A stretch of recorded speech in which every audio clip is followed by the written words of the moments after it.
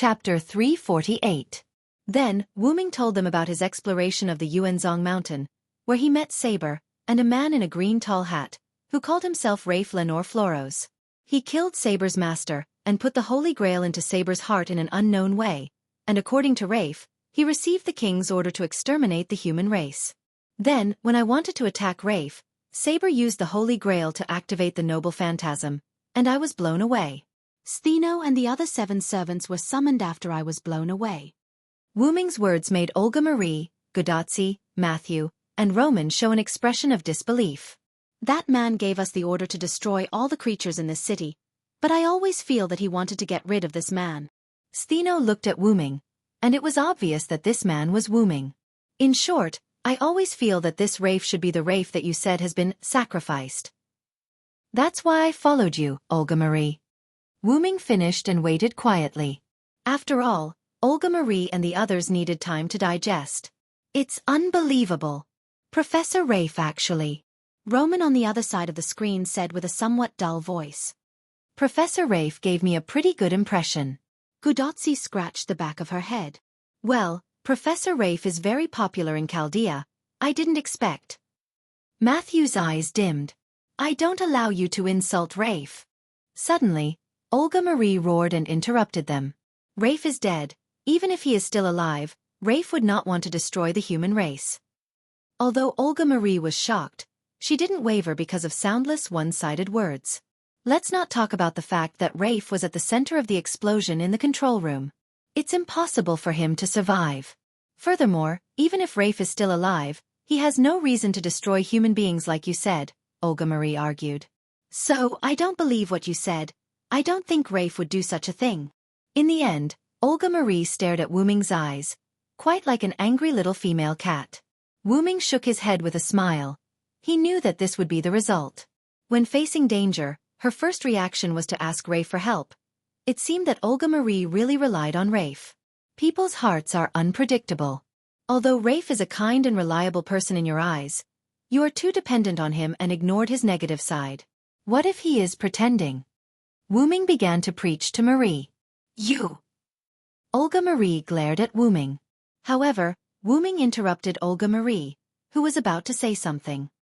And, weren't you in the center of the explosion center? Wu Ming's words were like a sharp thorn that pierced the hearts of the Chaldeans. Yes, why was the director in the center of the explosion alive? Since there was already an example, it was not unacceptable that Rafe, who was in the center of the explosion, was still alive. Moreover, if the explosion was arranged by Rafe, it's not strange that he is alive. Wu Ming's words were very heavy. This sentence, like a sharper thorn, pierced everyone's heart. Now, Gudotsi and Matthew were completely confused. On the other hand, Roman had a thoughtful look on his face. But Olga Marie still didn't believe, and wanted to refute Wu Ming's words. Well, it's also possible that someone pretended to be Rafe, first to frame him, and second to deceive people. Wu Ming's tone was light. He shrugged his shoulders and waved to the crowd. In an instant, the original atmosphere was like a balloon, burst by Wu Ming's words. Everything is possible. Ha ha ha. Wu Ming laughed. The nervous crowd suddenly relaxed. Assassin!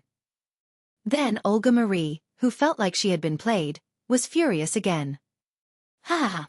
Looking at the arrogant Olga Marie angry, Wu Ming couldn't help but laugh. Gudotsi, Matthew, and Roman were relieved. Assassin is right. It's also possible that someone used the image of the dead Professor Rafe to do evil. Matthew said righteously. And you still have the task to solve the singularity, and according to Assassin, this singularity was caused by the guy who pretended to be Rafe.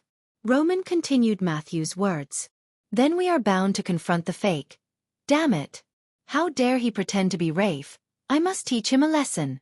Olga Marie also calmed down, but they still talked about the guy who pretended to be Rafe. Then everyone, let's work hard together. Gudotsi clenched her fists and encouraged everyone with a smile. Of course there's no problem with Assassin. But you, sleepyhead, just don't make trouble. Olga Marie crossed her arms and looked at Gudotsi with disdain. After all, Wu Ming was still Olga Marie's follower. Even if there were doubts and distrust between the two sides, Olga Marie was relieved that they could talk like this. It's good to be motivated, But usually, such a team of heroes will be wiped out in the end. Stheno smiled and looked at Godotzi and the others. Stheno and Uareili didn't speak before because they knew how to read people's expressions. As for Anna and Sakura Madu, they were the kind of people who didn't talk much. Now that everyone had left the oppressive atmosphere, Stheno couldn't help but mock them. The goddess who has lost her ability to fight should take care of herself. Olga Marie was indeed arrogant and dared to confront the goddess. Director, she's a goddess. Please be a little more polite. Godotzi whispered in Olga Marie's ear. Miss Stheno too, please calm down. Matthew also tried to calm them down. Seeing how energetic they were, Wu-Ming also calmed down. Wu-Ming didn't think that Rafe Lionel Floros was a fake. Wu-Ming said that someone might be pretending to be Rafe because he wanted to take care of his temporary master's feelings. Rafe's tone when he introduced himself didn't sound like an imposter at all.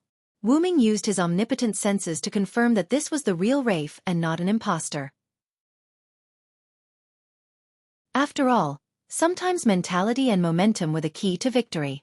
So, it's time to answer my question. Wu-Ming suddenly asked. Everyone just remembered that the two sides were supposed to exchange information. That's true. Then I, who interrogated your master, will tell you. Olga Marie stood up. Chapter 349. Olga Marie briefly explained their situation to Wu-Ming. They came from a research organization called Chaldea in the future. Its full name was Finus Chaldea, or Chaldea for short. In 2015, Chaldea detected that human beings would go extinct in 2016, so they began to study the cause of human extinction. Later, Chaldea's people found a singularity in history under the detection of the Near-Future Observation Lens, SHIBA. To put it simply, singularities were cancer cells that were formed from a regular history within the regular history. It was a cancer that could endanger the entire history of human beings. This singularity was where Wu-Ming and the others were, the unrecorded Winterwood City Holy Grail War in 2004. They determined that this singularity was the cancer that would make human beings go extinct in 2016. Therefore, they used Chaldea's device that could send masters through time and space, and prepared to send 48 magicians with ray shift adaptability and master performance to this era to solve the singularity. However, for unknown reasons, when the 47 masters were preparing to be sent, Chaldea was hit by an explosion. Most of the facilities were damaged, and the survivors were less than 20 people except for the 47 frozen masters. The reason why 47 people were frozen was because Godotzi, the master, dozed off during a meeting and was kicked out by Olga Marie. It had to be said that Godotzi was really lucky. Then, when Godotzi wanted to save Matthew, she was trapped in the central control room. Originally a human, Matthew was summoned by Chaldea and bestowed with power when he was on the verge of death. Then the ray shift automatically selected masters, and Godotzi and her servant Matthew were brought to this world. As for the rest, Wu-Ming knew most of it, so Wu-Ming stopped Olga Marie, who still wanted to continue speaking. I understand the general situation. In short, you need to solve this singularity and let history return to the right path, right? Yes, that's true. But what's the matter with your easy voice? Said Olga Marie crossly. After all, the city had summoned 14 servants, and it was very dangerous. My mission is also to protect this world from calamity. Although I'm still an assassin, I'm not that strong, but if there's a chance, I'll change my class. What? Olga Marie, Roman, Godotzi and the others were shocked. Even Stheno, Uareili, and the others were shocked. The reason why servants were servants was because their spirit base was fixed and they couldn't change their class. However, Wu-Ming actually said that he wanted to change his class, which undoubtedly surprised everyone. Well, after all, I am special. Wu-Ming smiled. But aren't you breaking the rules? Changing your class and rank. Roman began to mutter. That's only if there's a chance. It's not that easy to change your class. Wu-Ming shrugged. In short, let's leave here first. If we stay in the same place for a long time, it's inevitable that other servants will come to find us. Everyone nodded in agreement. After that, Roman said that if they needed help, they could contact him and then turned off the communication. After all, Chaldea still needed him. Then, Wu-Ming, Olga Marie, Godotzi, Matthew, Stheno, Uareili, Anna, and Sakura Madu formed a small team and embarked on the path to defeat the great demon king. Soon, Wuming and the others arrived at the villa where Wuming and Gilgamesh lived.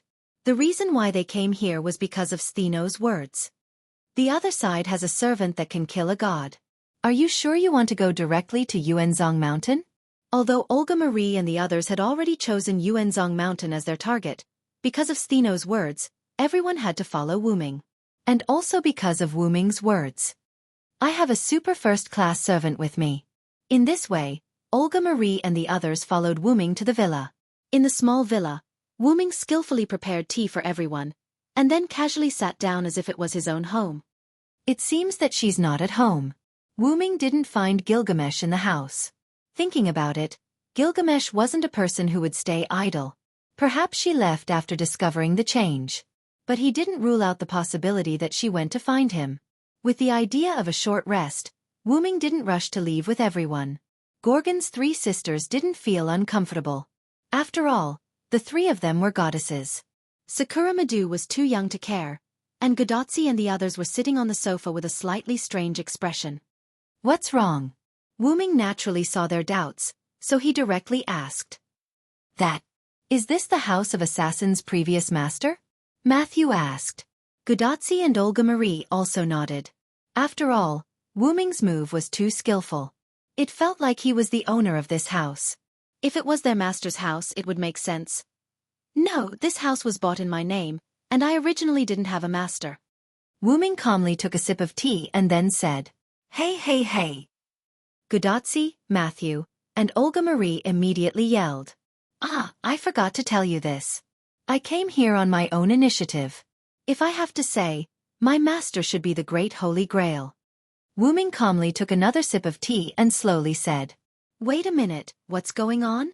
Olga Marie slammed the cup on the table and looked at Wuming like she was looking at an animal. The sound of the teacup being put down scared Godotzi and Matthew. If the teacup wasn't sturdy enough, the boiling hot tea would have spilled onto Olga Marie's hand. Although I know your identity is not ordinary and can change your class, but can you still show up on your own accord?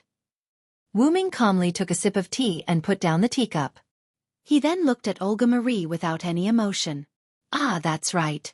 Sorry, my identity is not ordinary, so I can do whatever I want. Director. Calm down. Godotzi smiled awkwardly. Then Olga Marie angrily sat on the sofa and then grumbled by herself. She kept muttering, How can you cheat like this? It's really against the rules. By the way, is the companion that Assassin mentioned not here? Matthew awkwardly smiled and began to change the topic to discuss the purpose of everyone here. She probably left here to find me. Wuming smiled. Don't worry, it can be said that no one can kill her.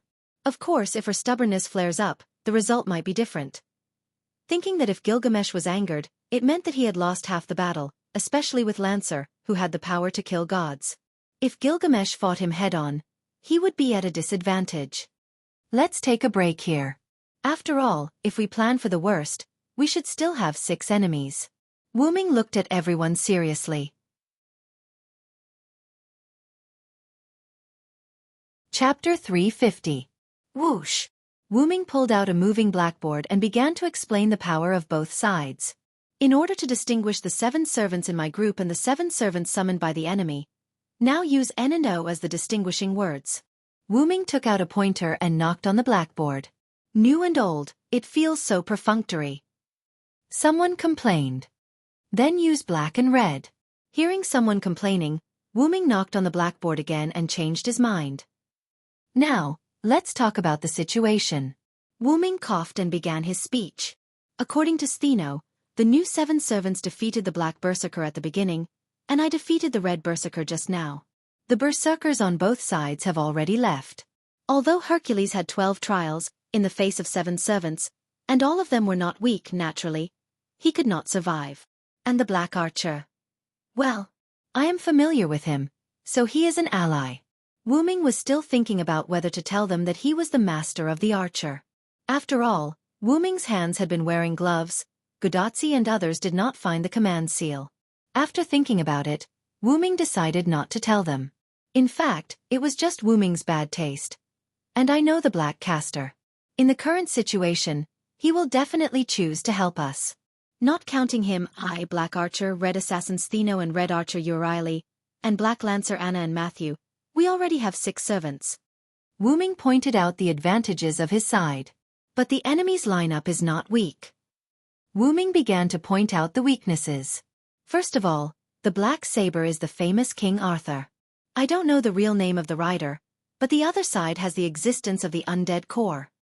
As soon as Wu Ming finished speaking, Olga, Marie and the others looked worried. King Arthur, undead core. Both of these were very troublesome. Then there's the red team. We don't know the red saber's real name. We only know that he's a wretched man. However, to be able to hold the position of saber, he's definitely not a simple person, Wu Ming said. Everyone nodded. As for Lancer, I think he's the most difficult to deal with right now. According to Stheno's description, Lancer is very likely to be the great hero of India, Karna, Wu Ming said calmly. Karna? Matthew and Olga Marie were shocked. So that's how it is. No wonder it gave me such a dangerous feeling, Stheno said. If it's the hero who's doing charity, it's indeed very disadvantageous for us, Urieli added. What? Who is Karna? After all, Godotzi had been an ordinary person before. She didn't know about Hindu mythology, so it was normal that she didn't know about Karna. He's known as the hero who's doing charity. He's a hero in one of the 2 great epics of India, the Mahabharata. He's said to be the son of the sun god Surya, the hero bestowed by the heavens, and the strongest enemy of Arjuna, Olga Marie explained. In the Mahabharata, Karna has a golden armor that's connected to his skin. It was given to him by his father, the sun god Surya, to protect himself. It's basically invulnerable, Wu Ming explained. But his strongest weapon is the god-killing spear that he gave up the golden armor, Matthew said solemnly. God-killing spear? Indra tricked Karna into giving him the golden armor. Out of guilt, he gave Karna the lightning spear that can kill gods. It's undoubtedly a weapon against gods. At full power, no god can defend against it, Wu Ming said nostalgically. Wu Ming had fought Karna before and won. However, there was no doubt that Wu Ming cheated. He was temporarily given the evil noble phantasm by the suppression force. He locked Karna as evil, and took advantage of the opportunity to hurt Karna, who had lost his golden armor. If Wu Ming had fought Karna with Sodlek saber rank, there was no doubt that Wu Ming would have lost. No matter how much Wu Ming disguised himself as Sodlek, Sodlek was still a human general after all. The mystery was different, and he was crushed by Karna. Wu Ming shook his head to stop thinking about it. Especially the servants with divinity. Once Karna releases his noble phantasm, he'll most likely die. Wu Ming's words hit everyone's heart quite hard. What's more, Karna is a brave warrior. His martial arts have reached the peak. Ordinary servants will soon be defeated if they fight against him. Wu Ming looked at everyone and said earnestly, "At least you guys have no chance of winning." This sentence made Matthew and Anna lower their heads. That's right. One of them was a demi-servant, and the other was an immature child. It was indeed difficult for them to fight against Karna, who could kill gods. However, Stheno and Urieli didn't feel depressed. "You're talking about us, not you, right?" Urieli smiled. Hearing Urieli's words, Matthew and Anna raised their heads and looked at Wu Ming. This made Wu Ming feel helpless. "I once met Karna with a different rank, and I was lucky enough to defeat him." This surprised everyone, especially Godotzi. "That's amazing, Mr. Assassin. But that's when I was in a different rank. If I were to fight Karna with my current assassin rank, I would definitely die." Wu Ming shook his head. "But you can change your rank, right?" "Then change your rank," Olga Marie said casually. The others also looked at Wu Ming in agreement. "I also said that there are conditions to change a rank. It just so happens that I don't meet the conditions at the moment." Wu Ming waved his hand helplessly. "Then how can we win this hero over? From the Mahabharata, we can see that he is a righteous man." Olga Marie thought for a moment and said quickly, "Impossible." Wu Ming directly denied Olga Marie's words. "Why?" Olga Marie slammed the table unconvinced. "I fought with Karna, and in that battle, I learned about Karna's character." Wu Ming poured himself a cup of tea and took a sip. "He is a servant who completely obeys the master's words. He completely wants to turn himself into a weapon, even though the servant is the master's weapon," Wuming said, a little bored. Oh, Then we are definitely going to lose, Gudatsi said, a little depressed. senpai. Matthew wanted to comfort Gudatsi, but he didn't know what to say. After all, the enemy was too strong, and they couldn't win him over. That's why I brought you here, isn't it? Wuming smiled. Ha.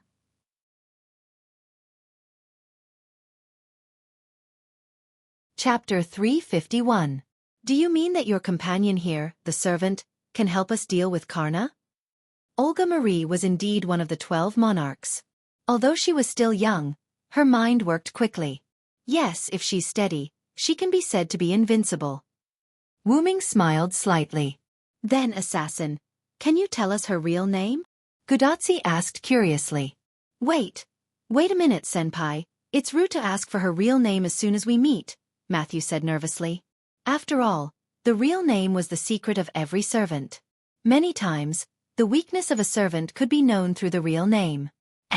Is it that serious? Gudatsi touched her head. After all, Gudatsi didn't understand these rules, so Wuming certainly wouldn't be angry. Don't worry, just knowing her real name won't affect her. Wuming smiled.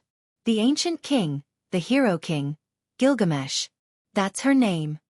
After Wuming said this, Olga Marie, Matthew, Stheno, and the others gasped. The hero king, Gilgamesh? Gudatsi asked in confusion. The ancient king who collected almost all the treasures in the world and cut off the connection between gods and humans. That's already the highest level of heroic spirit, Olga Marie said. I didn't expect that person to be attracted by the Holy Grail War. How ironic, Stheno said. Wuming knew what Stheno was talking about.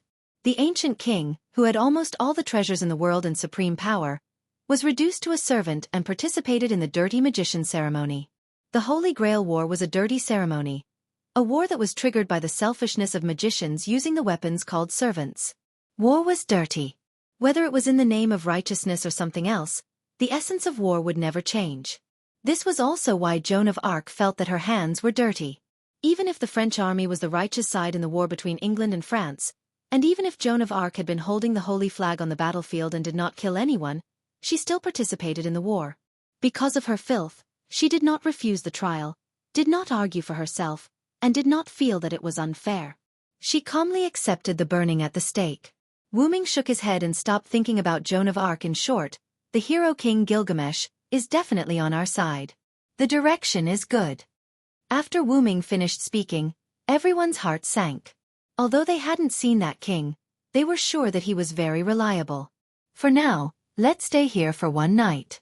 Let's not talk about Olga Marie. Tachika must be very tired. Gudatsi smiled embarrassedly when he heard himself being mentioned. I'm a little tired. Senpai, take good care of your body. Matthew said with concern. Ha ha ha, I know, Matthew. Gudatsi responded to Matthew and smiled happily. However, Wuming always felt that she was full of emotions. Wait a minute, why exclude me? I'm also very tired. Olga Marie said rather angrily. Well, you're my master. How can you be tired so quickly? Be strong. Wuming teased Olga Marie. Damn it! Assassin, you bastard! Olga Marie felt that her brain must be abnormal to sign a contract with this guy in front of her. Ha ha ha, Wuming laughed and disappeared in spirit form. I'll go out and investigate the situation first. As for food, there are ingredients in the kitchen refrigerator. You can make it yourself. You can also familiarize yourself with this house and choose a room for yourself. Well, that's it. After that, Wuming's aura completely disappeared. Then, forgive me for being rude, Stheno said and stood up. Ha! Is the goddess going somewhere? Gudatsi asked in confusion. Ah, of course, to a room. The goddess needs to rest, Uriali replied and stood up with Stheno. Master needs to rest. With that, Anna picked up the quiet Sakura Madu and followed her two sisters. Thank you. When they passed by Gudatsi, Anna's voice came softly. This voice made Gudatsi laugh. What? Aren't you being quite frank? After the three Gorgon sisters left, Olga Marie spoke. Seriously, they're all so willful. Olga Marie complained as she sat on the sofa and angrily drank tea. I feel like the director and assassin are very compatible, Gudotsi suddenly said as she looked at the complaining Olga Marie. What do you mean? I don't want that guy to be compatible. Seriously. Olga Marie glanced at Gudotsi and said calmly. Olga Marie's anger had almost subsided. After all, she got used to being angry. I'll go see what ingredients we have in the fridge. Matthew stood up and bowed to the two before walking to the kitchen. What's wrong with Matthew? Gudotsi asked after Matthew left. You noticed it too? Olga Marie crossed her arms and looked in the direction Matthew left. Yeah, Matthew is giving people the feeling that he has something on his mind. Gudotsi finished and stood up. I'll go take a look. With that, Gudotsi left. Yeah. After all, you're Matthew's master. Olga Marie said calmly as she watched Gudotsi leave. Really, when will my servant care about me? Olga Marie couldn't help but think of the only servant who was willing to contract with her, and the only one who could contract with her. In the kitchen, Matthew began to check the appliances after he found the kitchen. The gas furnace is normal. The electricity and drinking water are still there. That's great, Matthew said happily. After all, if the electricity and water were cut off, it would be terrible. Matthew. Suddenly, Gudotsi's voice came from behind Matthew. Hey! Senpai, why are you here? Matthew turned around and looked at Gudotsi who came in. Because I'm a little worried, so I came to see you. Gudotsi smiled. Foo. At this moment, an unknown white creature that looked like a squirrel, cat, or dog appeared at the entrance of the kitchen while making a foo sound. Ah! It's Foo. Matthew shouted in surprise. Foo! The little guy called Fufu called out and jumped onto Matthew's shoulder. Fufu's wine glass disappeared when we were running away from Stheno and Uriali. I didn't expect it to find us. Gudotsi was surprised. Of course, senpai. Fufu is very intelligent. Matthew smiled and stroked Fufu while talking to Gudotsi. Fufu, on the other hand, looked very obedient. If Wuming was here, he would be surprised.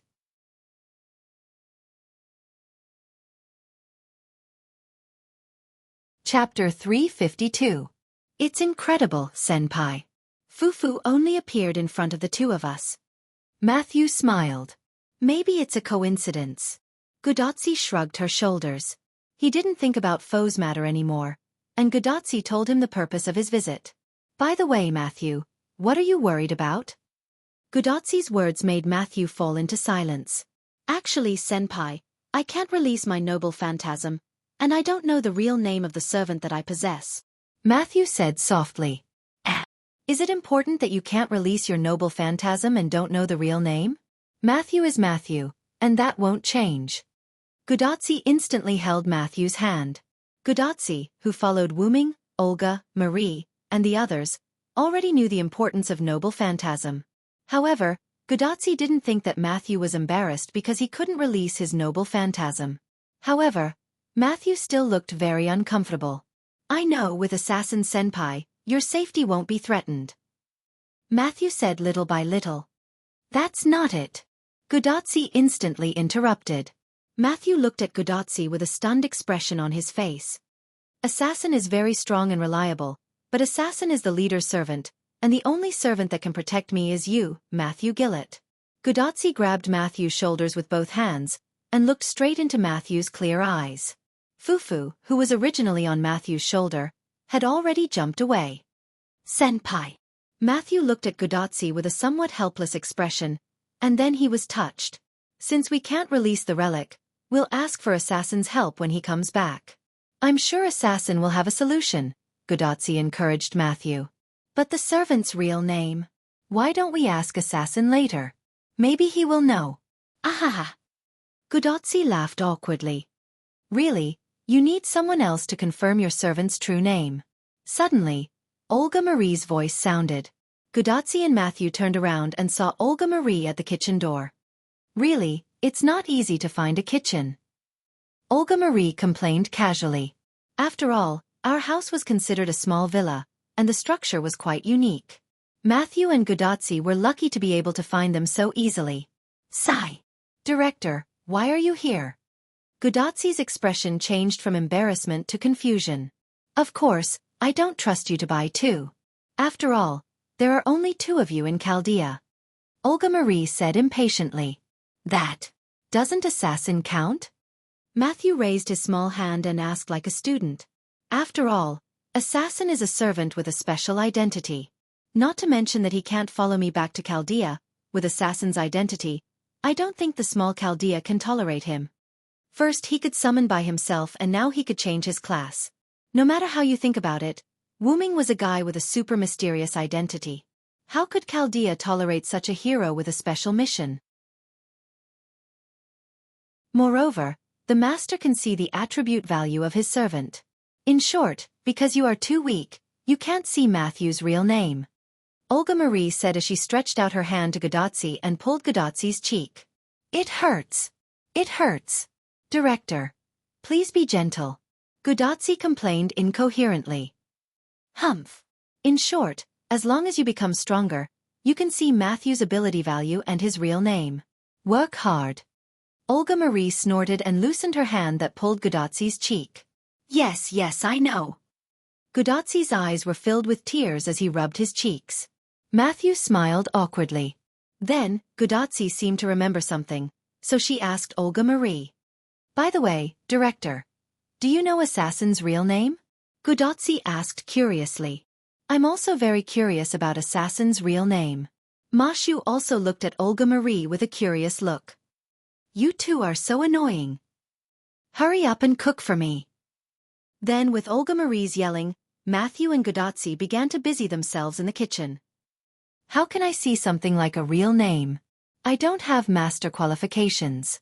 If he didn't have such a cheating method, I wouldn't be his master. Olga Marie said lightly while looking at Matthew and Godotzi busy in the kitchen. And I'm also a fake master. After Matthew and Godotzi made some simple dishes, Wu Ming came back. However, Wu Ming returned with a rather disheveled big blue dog. A big blue dog? Godotzi said doubtfully. That's a servant, can't you see it? Olga Marie refuted Godotzi's words. Really, a servant in front of you can't even detect it, and it's not even an assassin. Olga Marie couldn't help but think. Yo lady, the big blue dog greeted Godotzi and others frivolously. Bang! Wu Ming gave him an elbow hit in an instant. A dash. Hey, I'm injured. Listening to his complaints, Wu Ming glanced at him with disgust. You almost left. So behave yourself, Cuculin. That's right, the big blue dog was Cuculin who caught Fergus's noble phantasm neon sword. After Wu Ming finished, he threw Cuculin on the sofa. Ha ha ha, but I have to say hello when I see the ladies. Cuculin was a little hurt, but he still looked frivolous. Cuculin? Is that the hero of the Long March of the Bulls? Sure enough, he looks like a playboy. Olga Marie looked at Cuculin's frivolous appearance and said awkwardly. He's the caster I said would help us, but now it seems that this guy can't even protect himself. Wu Ming spread out his hands. What happened? Godotzi asked. This guy caught Fergus' noble phantasm. I didn't expect him to survive. Wu Ming held back his laughter and explained to everyone. Fergus? He's Cuculin's adoptive father and friend. Olga Marie was relieved. The neon sword you mentioned, is it the magic sword that can cut off 3 mountains? Yes, that's the sword. The identity of the red saber has been confirmed.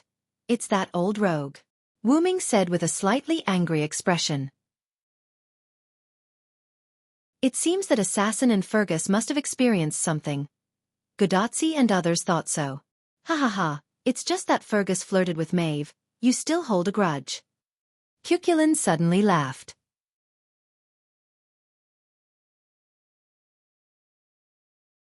Chapter 353. Because Wu Ming used to work for Maeve, he was on the side of Connaught. After the war with Ulster, he ran over and said that he wanted to work for Maeve. Because of Fergus' frivolous words, Wu Ming threw him out. Of course, the process took a lot of effort. After all, Maeve was someone that Wu Ming recognized as his sister. Even if Maeve wanted to fall in love and get married, Wu Ming would never allow an old rogue like Fergus to come. Not to mention that Maeve did not have such thoughts. Maeve, who was obsessed with Wu Ming, did not get married until she died. Instead, she played with men and let them die one by one under her pomegranate skirt. Moreover, They died before they could take advantage of her. Of course, Wu Ming also contributed to this. As a warrior who protected his sister's chastity, Wu Ming naturally shot those who wanted to use force. You said that you didn't want to marry Maeve, and you didn't let her find another man. You even made our two countries go to war. I really don't know what you were thinking. Cuculin complained about Wu Ming helplessly. She was already throwing herself at you. Why didn't you want her? It's fine if you don't want her. Don't get in the way of others. Don't get us involved. Back then, for some, reasons, Wu Ming had been protecting Maeve. But after all, Wu Ming was a traveler and had no plans to stay in any place. Then, in order to prevent Wu Ming from leaving, Maeve started the war between Connaught and Ulster. I don't have a choice either. Wu Ming rubbed his forehead. Forget it. Let's not talk about this. It's all in the past anyway. Cuculin, who hated Maeve, began to change the topic. With the identity of an enemy established, they have an advantage in launching a general attack on us, Wu Ming said. How did you escape? Wu Ming asked Cuculin. Cuculin was not the kind of guy who would throw his life away even if he knew that he could not win. Come to think of it, it seemed to be true. Cough cough. Speaking of which, Fergus wouldn't say, I'm going to use my noble phantasm. And so on to let Cuculin escape. Fergus must have judged that Cuculin could not escape, so he released his noble phantasm. Logically speaking, Cuculin should have left. However, Cuculin, who was covered in wounds, smiled. Don't underestimate the Lune Rune, brother. Cuculin smiled. Even so, Cuculin was seriously injured. As the prototype of the holy sword, the demon sword, I was careless. Wu Ming smiled. The Lune Rune was something that the Norse main god, Odin, had sacrificed an eye in exchange for. How could it be weak? Wu Ming had never used the Lune Rune in battle, so he had neglected the power of the Lune Rune. You are the first disciple of the master. If the master knew, you would be finished. Cuculin laughed at Wu Ming. You'd better behave yourself. Who knows when you'll disappear, Wu Ming said. He disappeared in an instant and appeared in front of Cuculin. Once again, he gave Cuculin an elbow strike. I said I was injured. Cuculin rubbed his wound again and complained loudly. So, do you need to make a contract with this master? Wu Ming said, pointing to Gudatsi. After Cuculin's explanation, his master disappeared in an instant, leaving nothing behind. Wu Ming guessed that the other black followers were the same. Although the black followers in Winterwood City had lost their master, because of the mutation of the Holy Grail, the black followers without a master could still ensure that they would not be sent back to the Hall of Valhalla through the connection of the Holy Grail. But Fergus's magic sword was not so easy to block, and Cuculin barely survived by relying on the power of the Lune Rune. Hey! Gudatsi saw Wu Ming pointing at her, and she was a little overwhelmed. If Mr. Cuculin is willing, Gudatsi said shyly. Oh! It's a young master. Of course, I am willing. Cuculin was instantly excited when he saw that his master was a young girl. Boom! It was the sound of a huge object falling to the ground. Mr. Cuculin, please respect yourself. Matthew stood beside Gudatsi, slammed his huge shield to the ground, and then looked at Cuculin seriously. Fortunately, Matthew did not use too much strength, or the floor would have to be changed again. Wu Ming thought. Yes, I am very honest. Cuculin said. Wait a minute. Olga Marie walked in front of Wu Ming and Cuculin. What's the matter with you two? Olga Marie roared. Olga Marie's understanding of Cuculin had been refreshing since he came in. After all, the conversation between Cuculin and Wu Ming was very clear. Your real identity is a warrior of Connaught, the silver dragon Sira, who is as famous as Cuculin. Olga Marie looked at Wu Ming's eyes. Sira? Gudatsi looked at Matthew in confusion. That senior, it's like this. Matthew took Gudatsi's hand, quietly went to the side, and told Gudatsi about Sira in history. Oh, senior brother, you haven't told them your real name yet. Cuculin, who was sitting on the side, said gloatingly. After all, I'm not Sira now, just a man-killer fiend. Wu Ming helplessly spread out his hands. Assassin. Jack, is your real name Jack the Ripper? After hearing Wu Ming's words, Olga Marie guessed Wu Ming's real name. Fog, London, black clothes and hat, being able to call himself Jack, a pair of female noble phantoms, Olga Marie judged our real name from all this information. Man-killer fiend? Are you kidding me? How could you be a man-killer fiend? Cuchulain frowned and asked in confusion. Wu Ming's senior brother, a great hero, turned into a man-killer fiend, which really damaged his image. Well, this is for the vengeful spirits of those children. I replaced them and became Jack the Ripper. Wu Ming smiled indifferently. Replaced the vengeful spirits, became Jack the Ripper. Olga Marie carefully thought about Wu Ming's words, savoring the meaning. However, Cuchulain didn't understand at once. So that's how it is, as expected of you. It seems that you have experienced a lot in the future. Through Wu Ming's words, Cuchulain immediately guessed why his senior brother became assassin Jack the Ripper. It was nothing more than absorbing Jack the Ripper's spiritual base, freeing the vengeful spirits that were originally trapped, and becoming Jack the Ripper himself. Anyway, it doesn't matter. Then, Wu Ming looked at Olga Marie. Sorry, Master, at first I wanted to hide my real name, but later I realized that you might not like this identity, so I always wanted to hide it. What an idiot! Olga Marie said softly. Olga Marie raised her head and looked into Wu Ming's eyes. You listen to me. You are my follower. No matter what, I won't mind. Looking at Olga Marie's determined eyes, Wu Ming smiled. What, a frank Olga is not bad.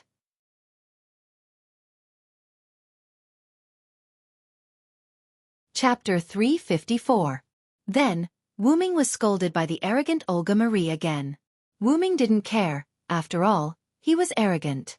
Later, Cuchulain and Gudatzi concluded a servant contract. Originally, Cuchulain wanted to conclude a temporary servant contract, but because it was not conducive to physical recovery, Wu Ming forcibly changed Cuchulain's mind and concluded a formal contract with Gudatzi. My body has gradually begun to recover. I didn't expect the little girl to have such excellent qualifications as a master. Cuchulain felt his physical condition and couldn't help but look at Gudatzi. Of course, this was not a flirtatious look, but a surprise at Gudatzi's potential as a master. Don't underestimate Tachika, she has excellent master qualifications. Patting Cuchulain on the shoulder, Wu Ming smiled. Olga Marie was a little jealous at this time. After all, her master contract with Wu Ming was a half-finished product that Wu Ming cheated. However, I still want to be my master. Wu Ming, who noticed Olga Marie's expression, continued. This made Olga Marie blush again, and Olga Marie glared at Wu Ming angrily. However, Olga Marie looked very much like an angry kitten. The food is getting cold, let's eat first. In order to avoid embarrassment, Matthew took the lead in changing the topic. Gudatzi and Matthew had already finished cooking and brought the food to the table. Now they could enjoy it directly. Suddenly, Gudatzi let out a loud cry. By the way, Mr. Assassin, there is one more thing I have to trouble you with. Although Cuchulain's previous recklessness made everyone know Wu Ming's other identity, the Connaught Silver Dragon Wu Ming still asked everyone to call him Assassin or Jack. After all, he now came with this identity. Is there anything else, Tachika? Wu Ming asked gently, which made Gudatzi blush. After all, Wu Ming was really handsome in a black leather jacket and a black top hat. Can you tell Matthew's real name? Or her noble phantasm's real name is fine. Gudatzi knew that her request was a bit difficult, but she still put her hands together and begged Wu Ming. Tachika, didn't I say, as long as you become stronger? What? Noble phantasm is an instinct. Olga Marie was about to say something, but Cuchulain instantly interrupted her. Marie suppressed her anger. She looked at Cuchulain's eyes, and didn't say anything. Instinct? Mashu pondered over Cuchulain's words. Ah yes, it's instinct. Cuchulain spread out his hands. Servant and noble phantasm. These two exist together and are not separated from each other. If you haven't been able to release your noble phantasm, it's probably because your instinct hasn't been activated. With that, Cuchulain looked at Gudatzi, revealing a dangerous look, and at the same time, emitting a murderous aura. Gudatzi was a little puzzled, but Matthew and Olga Marie instantly understood what Cuchulain meant. Mashu quickly raised her shield and stood in front of Gudatzi, while Olga Marie looked at Cuchulain with a scrutinizing look. Tachika is now your master. Don't think about doing anything dangerous. After all, Even if Cuculin was someone Wu Ming knew, there was no guarantee that he wouldn't do something to hurt them. After all, Olga Marie was a magician, so it was normal for her to have such thoughts. Okay, Cuculin, don't tease them anymore, Wu Ming said. Well, I'm just livening up the atmosphere. Cuculin smiled and waved his hand, dispelling the murderous aura. Then, I'll leave the noble phantasm and the real name to you. I'm going to rest, brother. After saying goodbye to Wu Ming, Cuculin's spiritual form disappeared. Wu Ming shook his head helplessly at Cuculin's character. Don't mind him, he's just like that, Wu Ming said to Gadotsi and the others. Immediately, Matthew also put down his shield and retreated to Gadotsi's side. So, can you let Matthew use his noble phantasm? Olga Marie asked, sitting on the sofa with her arms crossed in front of her chest and her legs crossed. Let's not talk about this in a hurry. Let me ask you, Matthew, did the servant who lent you his power tell you his real name? Wu Ming looked at Matthew. No. Matthew was stunned, then shook his head. Really, what was the servant who gave you power thinking? He didn't even tell you his real name and noble phantasm. It's really a headache. Olga Marie covered her head. Generally speaking, a servant's noble phantasm was related to their own life experience. Matthew didn't know the real name of the noble phantasm, so it was normal that he didn't know what the servant was. Wu Ming smiled. Then Wu Ming continued to ask. So, when you saw Berserker, Lancelot, did you have any reaction? Although Matthew didn't understand Wu Ming's intention, he still thought about it. When I saw him, I didn't feel anything, but when I knew he was Lancelot, the Knight of the Lake, I was a little angry. Matthew, why are you angry? Gadotsi was a little puzzled. I don't know. Wu Ming shook his head. So, you mean that the heroic spirit who gave Matthew power has a special relationship with Lancelot? Olga Marie was a first-class magician, and she immediately guessed Wu Ming's intention. That's right. Wu Ming nodded. The reason why he asked Matthew this question was because Wu Ming knew the real name of the servant who gave Matthew power from the beginning. The most noble of the Knights of the Round Table, the Knight of the Holy Grail, Galahad, the Knight of the Holy Grail. That was the real name of the servant who gave Matthew power. For a long time, Matthew had addressed Wu Ming and Gadotsi as seniors, but he didn't use the term senior to address others. He addressed Gadotsi as a senior because the two of them formed a bond in Chaldea, and others addressed Wu Ming as senior by Matthew, meaning that Wu Ming was senior Wu Ming. But in fact, Galahad was the only one who addressed Wu Ming as senior back in Camelot. Because Lancelot admired Wu Ming the most, he told his son Galahad to be particularly polite to Wu Ming, but Wu Ming didn't like the word lord, so Galahad addressed Wu Ming as senior. Although that was one of the reasons, Wu Ming recognized that the power Matthew used was Galahad's because of the shield. The shield was basically the same as the shield that Artoria held during the Round Table Conference, but the details and size were different. Even Bedivere couldn't bear the burden of the Round Table. Only Galahad could. The purest and noblest knight of the Holy Grail, Galahad, only he could bear the burden of the Round Table. The servant who gave you the power to survive from the brink of death and gave you the power to protect Tachika is named Galahad.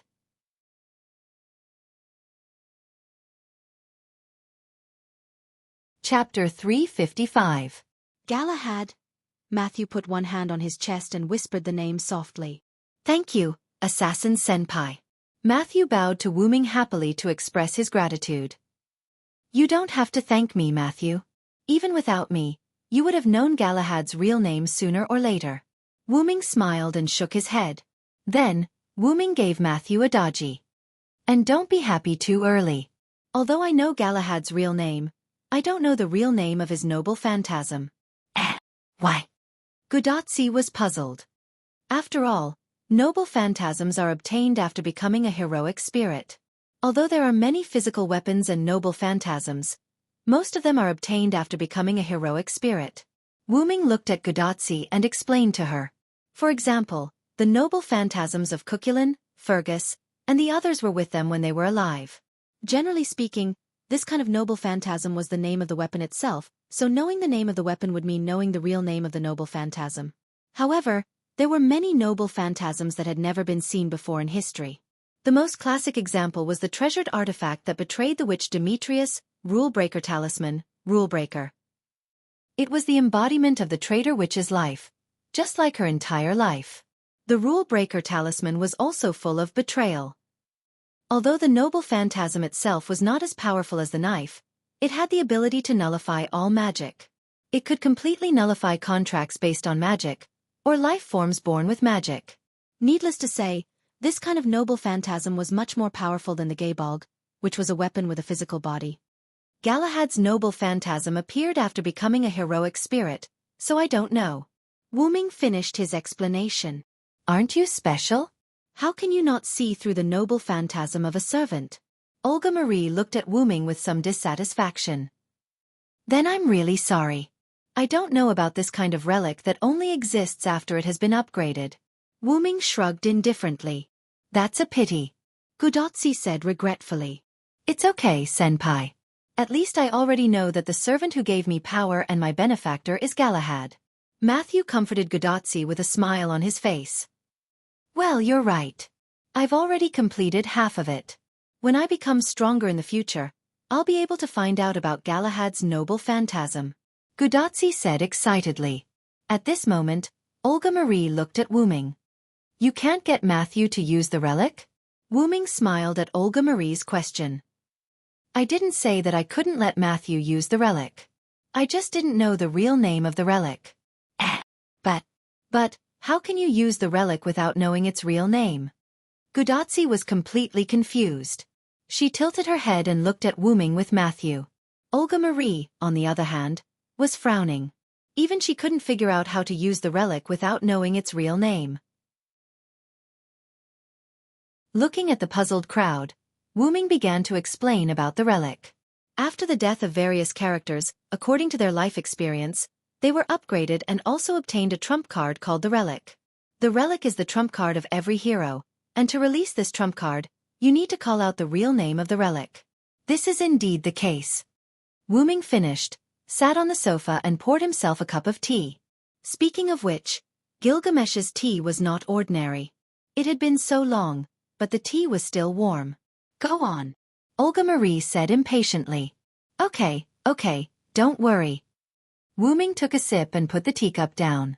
The so-called name of the relic is actually just a form. Cuculin also said that the relic is an instinct. Is there a limit to your instinct? If that's the case, it's not an instinct. Wu Ming spread out his hands. Now for Matthew, what he lacks is not only the real name of the relic, but also the recognition of the relic. Only then can he unleash the power of this table. Shield. Wu Ming almost said the table, but fortunately, he changed his words in time. What did you say in the end? Gudotsi seemed to have heard something different, but she didn't hear it clearly. Ahem. Don't worry about the details. At present, we need to give Matthew's shield a real name. This time, it will be easier to release it when needed. Wu Ming quickly changed the topic. Then, how about Assassin give Matthew a real name for the relic? Gudotsi suggested. This shouldn't be done by me, but by you guys from Chaldea. Wu Ming said, looking at Gudotsi, Matthew, and Olga Marie. Is it up to us? Gudotsi thought, but she didn't have a clue. Naming something, Gudotsi inexplicably felt that the world was full of malice. Then, when Mashu releases her noble phantasm, how about shouting Lord Chaldea's? Olga Marie suddenly said from the side. Lord Calds. Matthew carefully thought about the real name of the relic. Well, thank you, Director. Matthew sincerely looked at Olga Marie and thanked her. Olga Marie looked at Matthew's sincere smile and was a little stunned. No, it's nothing. Then, Olga Marie said softly. Without a doubt, Olga Marie was proud again. Great, Matthew. Then you can release the relic. Gudotsi hugged Matthew and said happily. But don't be happy too early. At this moment, Wu Ming retorted. After all, if you can't be recognized by the relic and release the relic, then the so-called Lord Chaldea's is a joke. Wu Ming looked at Matthew and Gudotsi seriously. Assassin is right. If Matthew can't release the relic, then the real name I gave you will be wasted. You have to work hard. Olga Marie encouraged. Yes, I will work hard. Matthew nodded excitedly. You too, Tachika Fujimaru. As a master, your self-awareness is really bad. I will train you later. Olga Marie said to Gudotsi sternly. Eh? It can't be? Gudotsi's face was filled with worry. For this girl who was just an ordinary person not long ago, special training was like running a few kilometers in military training. Don't talk nonsense. Hurry up and eat. After eating, we will train. Olga Marie pinched Gudotsi's cheek and urged. Senior, you have to work hard. Matthew cheered her on. Yes. Gudotsi said helplessly. Wuming looked at Matthew's figure and couldn't help but think of the pure young man, Galahad. Maybe, you didn't tell her your real name to train her. But with me here, your idea may not work. Galahad, well, I will help you train her. Wuming looked out of the window. Although the sky was dark, the future was full of hope.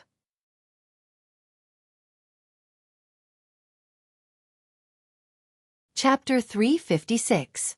After dinner, Gudotsi was dragged by Olga Marie for special training. It was called special training, but in fact, it was Olga Marie telling Gudotsi about magicians, servants and masters. After all, even if Gudotsi stepped into the world of magicians, she was still a girl. Becoming a master meant that he might die, and Olga Marie's task was to make Gudotsi recognize all of this. She didn't want him to disappoint Mashu and be a qualified master. While Olga Marie was doing special training for Gudotsi, Wuming was also doing special training for Matthew. In the yard, Wuming and Matthew were fighting against each other. Mashu put her shield on the side of her body and was ready to fight. Wu Ming, on the other hand, wielded a silver-white long sword. That's right. It was the meteor silver. It was reasonable to say that Wu Ming's assassin class wouldn't have weapons of other classes, but Wu Ming cheated by bringing his noble phantoms, Dragonist, with him. Although this class couldn't release the meteor silver, it could still be used for hand-to-hand combat. As a shielder, you must have a defense that can resist all attacks. That shield is already very strong, so you have to start with the person holding it, Wuming said carefully. Matthew listened carefully to Wuming's words, nodding his little head from time to time. Next, I will attack your shield. You only have one goal, and that is to hold on under my attack. Wuming held the meteor silver and put it in front of him and said, Next, I will attack your shield. You only have one goal, and that is to hold on under my attack. Are you ready, Matthew? Wuming said sternly to Matthew. Yes. Senpai, I am ready. After saying that, Mashu placed her shield in front of her and looked at Wu Ming from the corner of her eyes. Let's go. After that, Wu Ming rushed toward Matthew. Clank. The holy sword and the holy shield collided, making a very harsh sound. Ah. Matthew blocked the attack and made a muffled sound. You can't do it, Matthew. You have to know that my strength is only C-class. You have to adapt to this impact, or your master will die, Wu Ming criticized Matthew. Yes. Senpai. Matthew responded loudly. Again. After that, Wu Ming hit Matthew's shield again. Clank, clank, clank. Silent continued to attack Mashu's shield, and there was a burst of harsh sound. Matthew struggled to support himself and took Wu Ming's blow after blow, making muffled sounds again and again. Matthew's legs couldn't stop shaking, and his hands couldn't stop shaking, but Matthew didn't let the shield leave his hands. Drops of sweat slid down Matthew's cheeks and fell to the ground, but Matthew was still holding on. Wu Ming looked at Matthew with relief.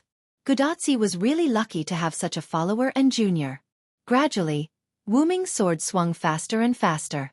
Matthew, who could still rest between swings, gradually had no chance to catch his breath. Clank, clank, clank, clank. Gradually, the meteor silver in Wu Ming's hand turned into a silver-white sword light and bombarded Matthew's shield. If one looked closely, they would find that each sword light was enchanted with magic. This was an alternative version of magic discharge. Although Wu Ming didn't have this skill, because of Wu Ming's EX level infinite magic, Wu Ming could extract the magic from his body and enchant it on the meteor silver. This was another advantage of Wu Ming. Because Wu Ming was not dead and had a powerful identity, Wu Ming had the memory of his class. For example, Cuculin as a caster should only have knowledge about the Lune rune and not the spear art. However, his spear art was engraved in his bones, so even as a caster, Cuculin could still fight a few rounds with Wu Ming. Moreover, for example, Stheno and Uriali, the two of them didn't have corresponding classes at all. Because of the performance of their class, the two of them were given the ability of that class. For example, Wu Ming was now an assassin, so Jack the Ripper couldn't use magic. Therefore, Wu Ming couldn't use the magic in his mind. He could only inject magic into the runestone to detonate it. Similarly, Wu Ming couldn't use the Meteor Silver Noble Phantasm because Jack the Ripper didn't have any records of using the Meteor Silver Noble Phantasm. This was also the disadvantage of being a servant. It would fix the development direction of a certain class. Once a servant was summoned in a certain class, the most convenient weapon to use would be the weapon of that class. For example, if Riley was an archer, she would have an extra bow in her hand and would have knowledge about bows and arrows. At this moment, Matthew was enduring the high-density slashes that were infused with magic. However, although Matthew looked like he couldn't hold on any longer, Matthew was still able to hold on. Matthew! Gudotsi, who had arrived at some point, looked at Matthew, who was struggling and couldn't bear to look at him. She then turned her head away.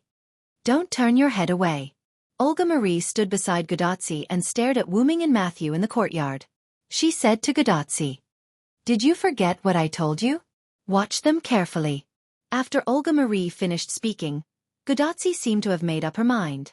She clenched her fist and looked at Matthew, who was struggling to hold on. Wu Ming, of course, noticed Gudotsi and Olga Marie's arrival. Therefore, Wu Ming gave Matthew another dose of medicine. "What's wrong, Matthew? Can't you do it? Your master is watching you." Hearing Wu Ming's words, Matthew turned his head and looked to the side. Sure enough, Gudotsi was looking at Matthew intently. Matthew read something from Gudotsi's eyes. "Hold on, Matthew. I believe in you." Matthew read the sincere encouragement in Gudotsi's eyes. "If I were an enemy, then I would completely defeat you and kill your master." This sentence was the last straw that broke the camel's back. Matthew's eyes suddenly shrank, as if he thought of the scene that Wu Ming said, he was defeated, and Gudotsi was cruelly killed. "No, Senior. Ah!" In an instant, Matthew roared. The magic all over his body condensed on the shield. Matthew shook the shield violently, and a white light began to appear. A strong white wall gradually emerged. Lord Chaldea's.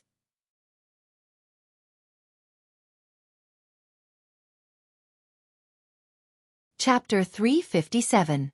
With the release of the Noble Phantasm, the chalk wall appeared in front of Matthew. Bang! Wu Ming attacked the chalk wall, but he was bounced back. Chi! The meteor silver was inserted into the ground, and Wu Ming stepped on the ground to maintain his balance. The meteor silver and Wu Ming's legs were pushed back by the huge force, leaving 3 deep marks on the ground. I see. Is this Galahad's Noble Phantasm? No, it should be Matthew's Noble Phantasm, the pure land of Chaldea in your heart. Wu Ming pulled out the meteor silver and looked at the chalk wall that was as pure as Matthew's heart. Then, Wu Ming put away the meteor silver. Well done, Matthew. Wu Ming gestured to Matthew and gave him a thumbs up. That's great. Matthew looked at Wu Ming's thumbs and said weakly. Matthew looked at Matthew's thumbs up. Then Ma Shu looked at Gudotsi, who was running toward her, and her vision turned black, and she fainted. Wu Ming instantly appeared behind Matthew and hugged the unconscious Matthew. Gudotsi ran over and looked at Matthew worriedly. You did well, Matthew. I'm proud of you. Gudotsi held the unconscious Matthew's hand and said with a smile. Really, your training is too cruel. Olga Marie walked to Wu Ming and looked at the unconscious Matthew and complained to Wu Ming. But Matthew persevered and released the Noble Phantasm, didn't he? Wu Ming looked at Matthew with relief. At least her efforts were not in vain. And now there's a strong enemy. Matthew has to do this if he wants to grow up quickly. Then, Wu Ming took out a runestone from his black ripples. The Lune rune on it represented healing. Placing it on Matthew, Wu Ming injected magic into the runestone. The runestone broke, and the pure green energy turned into light spots and merged into Matthew's body. Visible to the naked eye, Matthew's body disappeared, and even his cheeks had a trace of peace, as if he had a good dream. Athena told me that warriors can only grow in battle, but Matthew is a defensive type, so I used this method to train him. Athena? Are you hiding something from us? Olga Marie crossed her arms and stared at Wu Ming suspiciously. Silence was in Ireland and would not have anything to do with Greece. Therefore, Olga Marie looked at Wu Ming suspiciously. Ahem. I'll send Matthew back to his room first. Tachika, please take care of Matthew. Wuming quickly changed the topic, and then carried Matthew in his arms. As for the shield, it was naturally carried by its master. Oh, okay. Gudotsi nodded and picked up the shield. Why is it so heavy? I thought it was light. Gudotsi's face was red as she carried the shield. Usually, Matthew could carry it easily, but she didn't expect the shield to be so heavy. Matthew is a servant. Even if he is a subservient, he is still a servant. Of course, his strength is higher than yours. Come on, Tachika, this is also part of training. Wuming looked at Gudotsi with a smile, and then left first. Wait a minute. Gudotsi carried the shield, struggled to follow Wuming, and left. Really, both of them are so troublesome. Olga Marie rubbed her forehead.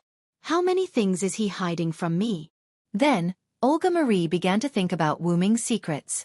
Exploring a man's secrets is the first step for a woman to fall. Suddenly, Cuculin materialized. None of your business. Olga Marie proudly stared at Cuculin. Although Cuculin was rejected, he didn't get angry or retreat. Then, Cuculin moved forward and stared at Olga Marie as if he saw something interesting. The talent of a magician is first class, but he doesn't have the talent to become a master. That's interesting. It's none of your business. Olga Marie angrily pushed away Olga Marie, who was staring at her. Cuculin, who was pushed away, didn't get angry. He smiled casually, and then began to talk about Wuming. By the way, my brother is really resourceful. He can even make a contract with someone who doesn't have the talent to become a master. Cuculin waved his hand and said casually. That. At this time, Olga Marie suddenly opened her mouth. Huh. Cuculin looked at Olga Marie in confusion. Are you close to assassin? Olga Marie asked with a slightly red face. It was a little embarrassing for a proud person to put down her attitude and ask someone else. Cuculin's eyes lit up. He had already guessed Olga Marie's thoughts. Not very close. After all, the first time we met was on the battlefield. But I heard a lot about my brother from my master. We also talk about him in our free time. After all, we are not mortal enemies. We fight all the time. If Wuming heard this, he would have hammered Cuculin's head.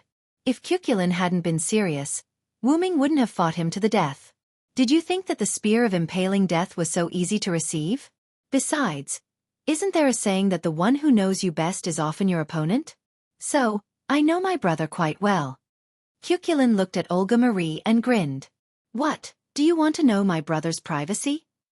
Cuculin teased Olga Marie. Olga Marie's face turned red when she heard Cuculin's teasing. Ahem. After all, he is my follower. It is necessary for me to know my follower's story, isn't it? Olga Marie coughed and replied righteously. Isn't there a record in human history? In fact, the stories of our heroes are basically similar to what is recorded. Cuculin waved his hand. Instantly, Olga Marie looked at Cuculin with a "you're dead" look. First of all, I only know my brother's story in Ireland. Cuculin raised his hands in surrender. That's fine. Let's get started. Olga Marie thought for a moment. It was better than nothing, so she nodded. Then, Olga Marie came to the steps and sat down, waiting for Cuculin's story. Then, Cuculin looked in the direction of Wuming. After confirming that there was no Wuming around, he began to tell the story. His story is basically similar to what you know, but I have to tell you about him and Maeve. As if he thought of something, Cuculin smiled gloatingly. In the beginning, my brother was a traveler. However, he said that he was traveling around, but in fact, he just couldn't find his way. Cuculin laughed. You mean, he has no sense of direction? Olga Marie also wanted to laugh. Ah yes, but he was a greenhorn. Now, he shouldn't have a sense of direction. Cuculin smiled and shook his head. After that, the first place he went was Connaught, and because he accidentally saved a damsel in distress, he was entangled by Maeve.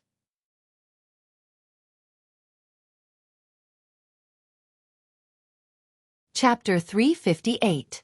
In the end, Maeve's father intervened in the battle, and my brother took the opportunity to leave. After that, I never saw him again. Cuculin, who had been leaning against the wall for a long time, stopped. The story was over. Maeve really didn't get married for assassin? Olga Marie found it hard to imagine that Maeve, who was called a slut, would keep her virginity for a man. Yes, after all, Maeve was captured by Wu Ming as soon as she left home. Therefore, although Maeve seemed to be dissolute in the days after that, as far as I know, she has been keeping her chastity. Cuchulain looked helpless. But even if senior brother were to follow Maeve, the war would still happen. There's no difference, Cuchulain said in an open-minded tone. After all, Maeve was called a person with a bad character by my master. Cuchulain waved his hand. Olga Marie, on the other hand, had a thoughtful look on her face as she held her chin with one hand. So that's how it is. Anyway, don't get too involved with my senior. At this time, Cuchulain's tone began to become serious. The iron rule of servants is that they can't interfere too much in this era. If the girl's heart is locked onto the servant, it won't be good for either of them. Cuchulain was saying that they shouldn't rely on Wu Ming too much. Once the Holy Grail War is over, Wu Ming will leave here, and whether he can be summoned again is still a question. If it's just a one-sided love, it's okay, but if both of them have a deep sense of dependence on each other, it's really bad for both of them. It's like a common love between a god and a mortal, and in the end, it won't end well. Because not to mention the lifespan of the two, they're not on the same level. I'll think about it. After a moment of silence, Olga Marie answered. What a wonderful story just now. Suddenly, Wu Ming's ghostly voice came from behind Cuchulain. Ah! Cuchulain let out a strange cry and quickly distanced himself from us. However, a hand pulled Cuchulain's collar. Yo, senior, what a coincidence. Cuchulain pretended to be fine. I didn't expect you to be able to tell stories. No wonder you're a caster, Cuchulain. Wu Ming smiled and looked at Cuchulain. It's okay. Cuchulain smiled awkwardly. After all, no matter what, he was still talking about her behind her back, so it was a little awkward. Pay attention to the situation around you. Don't let the enemy servants take advantage of you. Wu Ming let go of Cuchulain after saying that. Understood. Cuchulain waved his hand at us, and his spirit form disappeared. After Cuchulain disappeared, Wu Ming looked at Olga Marie. At that moment Olga Marie had turned away, blushing. Didn't Cuchulain say that it's not good to know too much about a man? Wu Ming didn't get angry, but said in a calm tone. What can I do? You're always so mysterious. It's right for me to want to know more about you. Olga Marie replied, not to be outdone, but her voice was a little weak. Olga Marie still didn't turn around, but from the way Olga Marie's ears turned red, her face must be as red as a monkey's but at that moment. However, the fate that we have formed together will not be broken. Wu Ming said inexplicably. Olga Marie looked at Wu Ming in confusion. Wu Ming smiled and continued. My mission is to save this world, and your mission is to solve the singularity, isn't it? Since our goals are the same, then we are companions. Companions will definitely be able to understand each other in the future, so there's no need to rush. Companions? Olga Marie carefully thought about Wu Ming's words. But you will leave after this, won't you? How can we understand each other then? Olga Marie looked at Wu Ming. Yes, it wasn't that Wu Ming didn't have a chance, it was that Olga Marie didn't have a chance. Olga Marie's words reminded Wu Ming of the fact that Olga Marie herself was a ghost. As if he had decided on something, Wu Ming walked behind Olga Marie, turned his back, and sat down next to Olga Marie. Ah! Olga Marie felt the warmth on Wu Ming's back and screamed. What do you care? Wu Ming smiled without turning his head. Oh no, I was just startled, said Olga Marie indifferently. Wu Ming shook his head helplessly. The once reliable director was now like a little girl. In that case, let's get to know each other first, my master. Wu Ming suggested in a light tone. Olga Marie was silent. Wu Ming didn't say anything either, just quietly waiting for Olga Marie to speak. You know, because of my identity, I've never had any friends since I was a child, and my only teacher died in an accident. Olga Marie spoke. Although it's not a good time to complain, we still think that Olga Marie didn't have any friends because she was arrogant. After that, I threw everything I had into magic. Fortunately, my talent was there, and I became a first-class magician, and the next head of the Animus family. Olga Marie leaned on Wu Ming's back and continued. 3 years ago, my father, one of the 12 monarchs of the clock tower, the monarch of the astrology department, died. Olga Marie was a little sad. I became the new monarch of the astrology department, and then, in order to inherit my father's will, I became the new director of Chaldea. But you know, the world of magicians is cruel. Olga Marie's eyes were a little dim. The other magician families began to target me, the young monarch, and the people in the family began to gradually disapprove of me, and in Chaldea, I was very busy because of all kinds of things. Olga Marie painfully held her head. Her body was a little stiff. Then, I met Leviticus at this point. Wu Ming could feel that Olga Marie's stiff body relaxed. Whether it was the family's disdain, the other family's suppression, or the various troubles in Chaldea, as long as Lev was there, he could help me solve them. Olga Marie thought of the dead Lev, and felt a little sad. When I knew Lev was dead, I felt like the whole world was collapsing. Saying this, Wu Ming felt Olga Marie's abnormality. Her body and heart were constantly shaking, like the straw on a camel's back. But, you are still the director of Chaldea, the monarch of the astrology department, Olga Marie Asmerit Animus.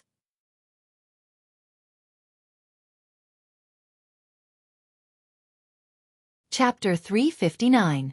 You are one of the 12 sovereigns, the director of Chaldea. Although Lev is no longer here, you still have Tachika and Matthew, and they all care about you. Although Roman seems to be quite frivolous, I believe that he is still reliable. Wu Ming said without looking back. Perhaps this was the so-called true love is revealed in adversity. Now, there were less than 20 people left in Chaldea.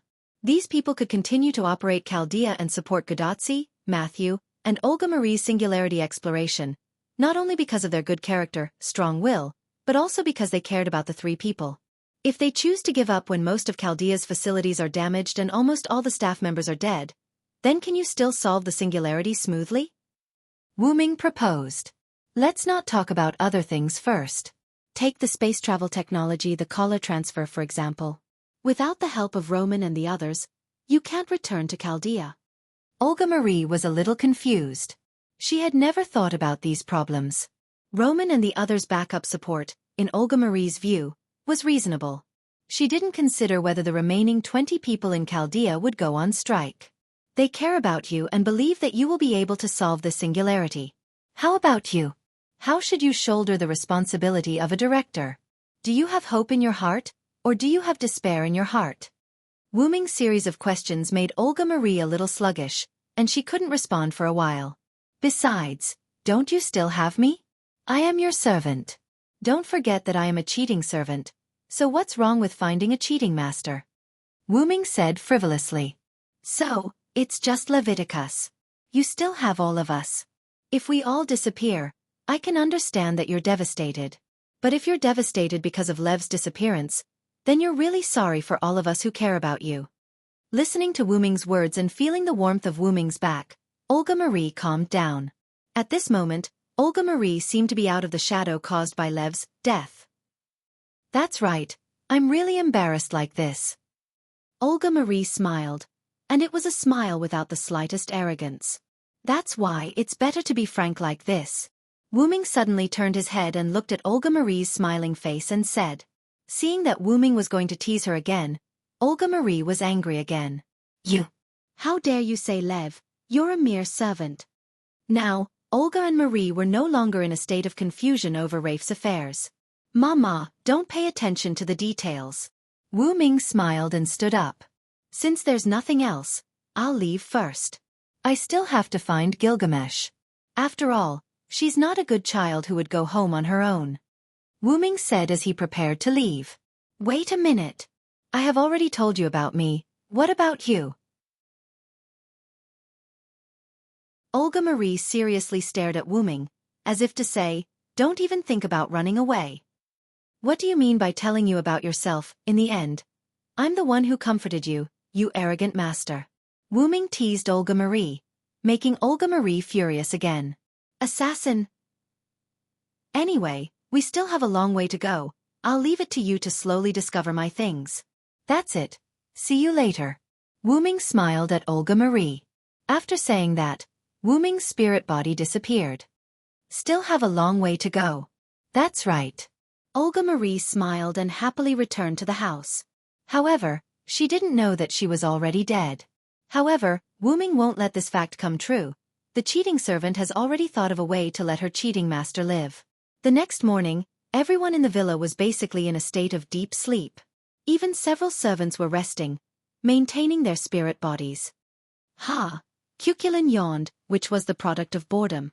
Really, why do I have to keep watch at night? I've already set up the alarm.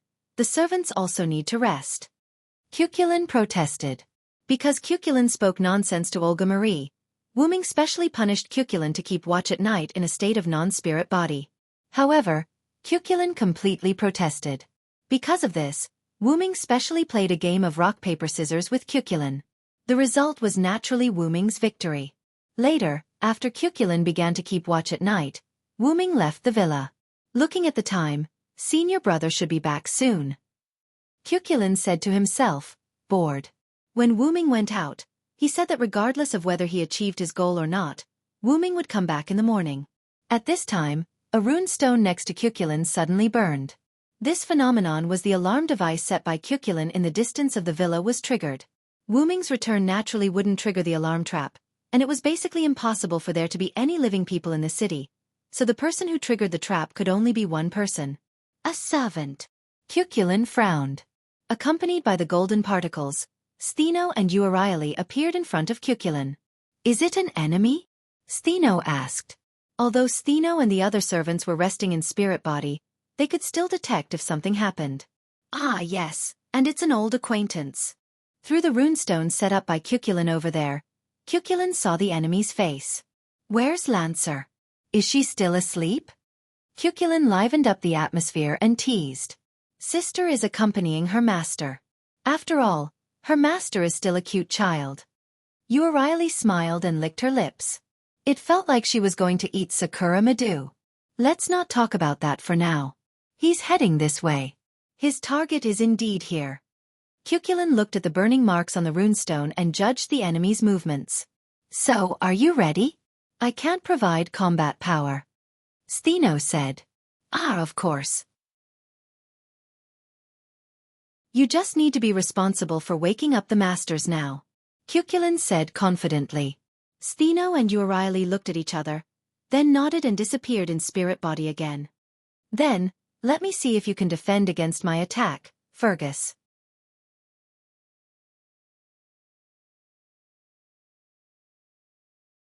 Chapter 360. Not far from Wu Ming's villa, on the edge of a collapsed house, there was a half-naked man carrying a huge spiral sword. Really, such an intact house. Isn't it obvious that I'm here? Fergus shook his head with some boredom. Basically, in the current Winterwood city, there were no intact houses. If they didn't turn into ruins, they would be burning. The better ones were only able to maintain the basic structure of the house, with only a small part of it collapsing. The small shop that Wu Ming and Olgamai found was like that. The small shop was located in a remote corner, and the fire basically didn't reach it.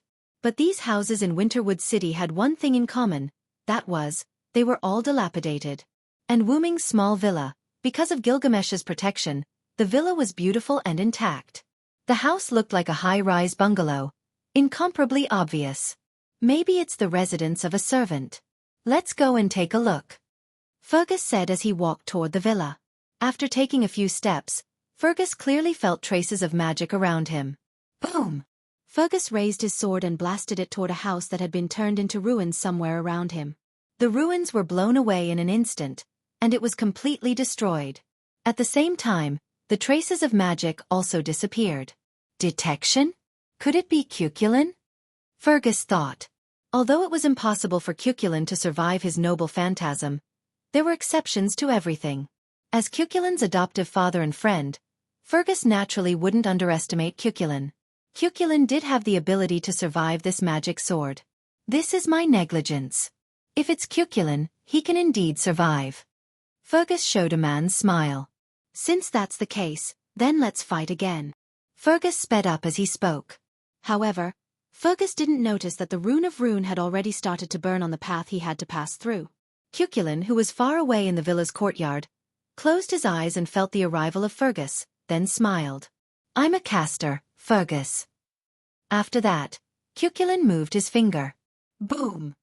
Around Fergus' position, intense flames erupted and rushed into the sky. The sound of the explosion resounded through the clouds. What? Is the enemy's servant attacking us? Gudatsi's bracelet shouted in panic as he rushed over. Calm down, Doctor.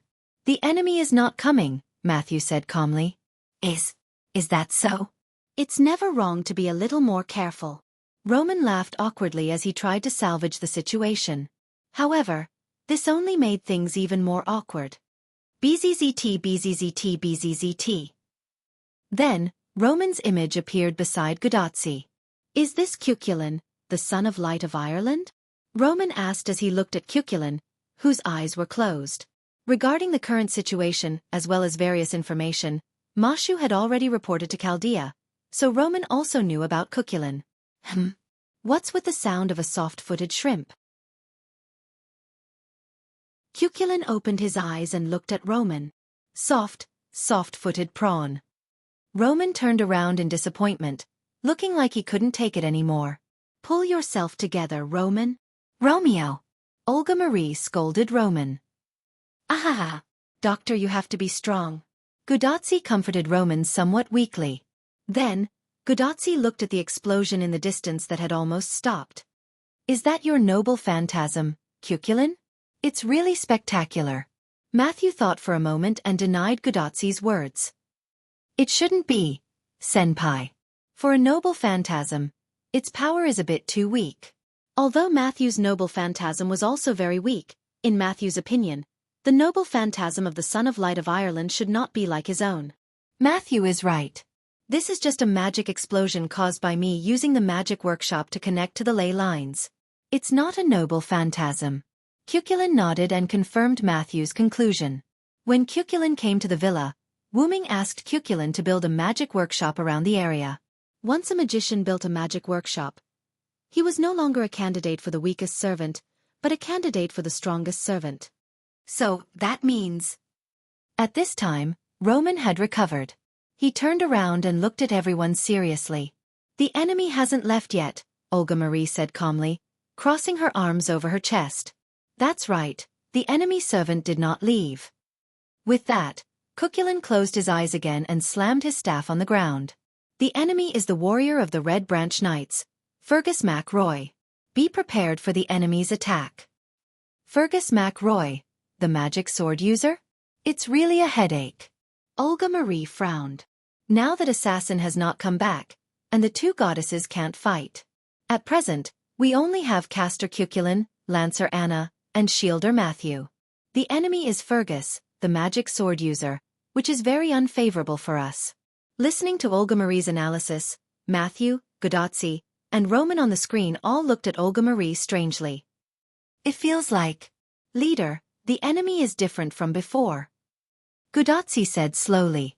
Well, it seems to be more confident and more majestic. Matthew also nodded, indicating that he agreed with Gudatsi's statement. Hey, leader, what happened to you? Roman asked directly. No. You will be the temporary administrator of Chaldea for me. Don't ask so much. Then, Roman was scolded by Olga Marie. Poor doctor. Gudatsi and Matthew looked sympathetically at Roman, who had a, I was wrong, please forgive me look. Matthew, protect Tachika. Roman, you assist Cuchulainn to detect the surrounding magical situation. I'll go find Anna. Olga Marie ordered. Yes, leader. At this time Anna's voice came. No, I'm already here. A soft and delicate voice came from behind everyone. Anna was wearing a large hooded cloak and holding a scythe. Miss Anna, where is Miss Sakura Madu? Matthew asked with concern. I asked my sisters to take care of her. Anna answered concisely. That's right, they can only take care of the little girl since they can't fight. Olga Marie nodded. After all, the two of them were the enemy's servants. If they were suddenly controlled by the command curse, it would be troublesome. Therefore, the restraint of the heavenly lock was still necessary. Detected a high-density magical reaction in front of us. Speculated to be a noble artifact. Roman's voice suddenly came. What? Everyone didn't expect the opponent to use a noble artifact as soon as he came, and the opponent's movement speed was too fast. Ha ha ha. Take this move of mine. Cuculin. Khalidbalg.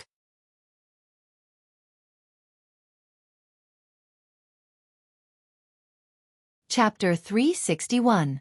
Khalidbalg, Neon Sword. A rainbow-colored beam of light came from a short distance away. Everything that was shrouded by the rainbow-colored beam of light turned into ashes. Like a surging wave, the rainbow-colored beam of light rushed towards them and soon arrived in front of Cuculin and the others. Matthew! Gudotsi shouted quickly. Yes. Clang. Matthew stuck his 2-meter-tall shield into the ground. Lord Chaldea's, simulating the beginning of humanity. Hum. The air seemed to vibrate and made a buzzing sound. White lines appeared and formed the shape of a brick. Then, the brick appeared and became solid. A holy chalk wall appeared in front of everyone. Boom. The rainbow-colored beam of light hit the chalk wall and made a loud noise. Ugh. Matthew struggled to support his shield, and the tall chalk wall was faintly falling. Fergus's noble phantasm was an A++ grade noble phantasm. Matthew had just been able to release his noble phantasm yesterday, so it was still a little difficult for him to fight against the neon sword. At this moment, Cuculin waved his staff. At this moment, countless lune runes appeared around the villa, including the ground inside the villa. Countless lune runes turned into pure magic and attached to the chalk wall in front of Matthew. The chalk wall became unusually strong and resisted Fergus's noble phantasm, the neon sword. Soon, the rainbow-colored beam of light disappeared, and Matthew successfully resisted the neon sword. These runes of runes that I set up just in case have come in handy. Cuculin grinned. Thank you very much, Mr. Cuculin. Matthew took a short break. Soha held his shield and thanked Cuculin. Don't be in a hurry to thank me. The enemy is coming. Cuculin's expression became serious. Oh! This is the warrior who resisted my noble phantasm. I didn't expect it to be a delicate girl. A hearty voice came from where Cuculin was looking. Matthew and the others began to get ready. A burly man walked over. The 3 deep scratches on his chest were quite conspicuous. Although it was within my expectations that the relic would be blocked, I didn't expect it to be such a beautiful girl. Fergus said heartily as he looked at Matthew with praise. However, Matthew felt that Fergus's eyes were full of aggression. Although I expected you to find this place, your speed is beyond my expectations, Cuculin said to Fergus. Well, we have a good caster on our side. His brain is more flexible than yours. Fergus laughed. Cuculin and Olga Marie secretly noted this down. This was another piece of valuable information. Then let's end the feeling. This way I can rest. This trip to the modern world was really boring. Fergus raised his magic sword once again. Is he going to release his noble phantasm again? Olga Marie was surprised.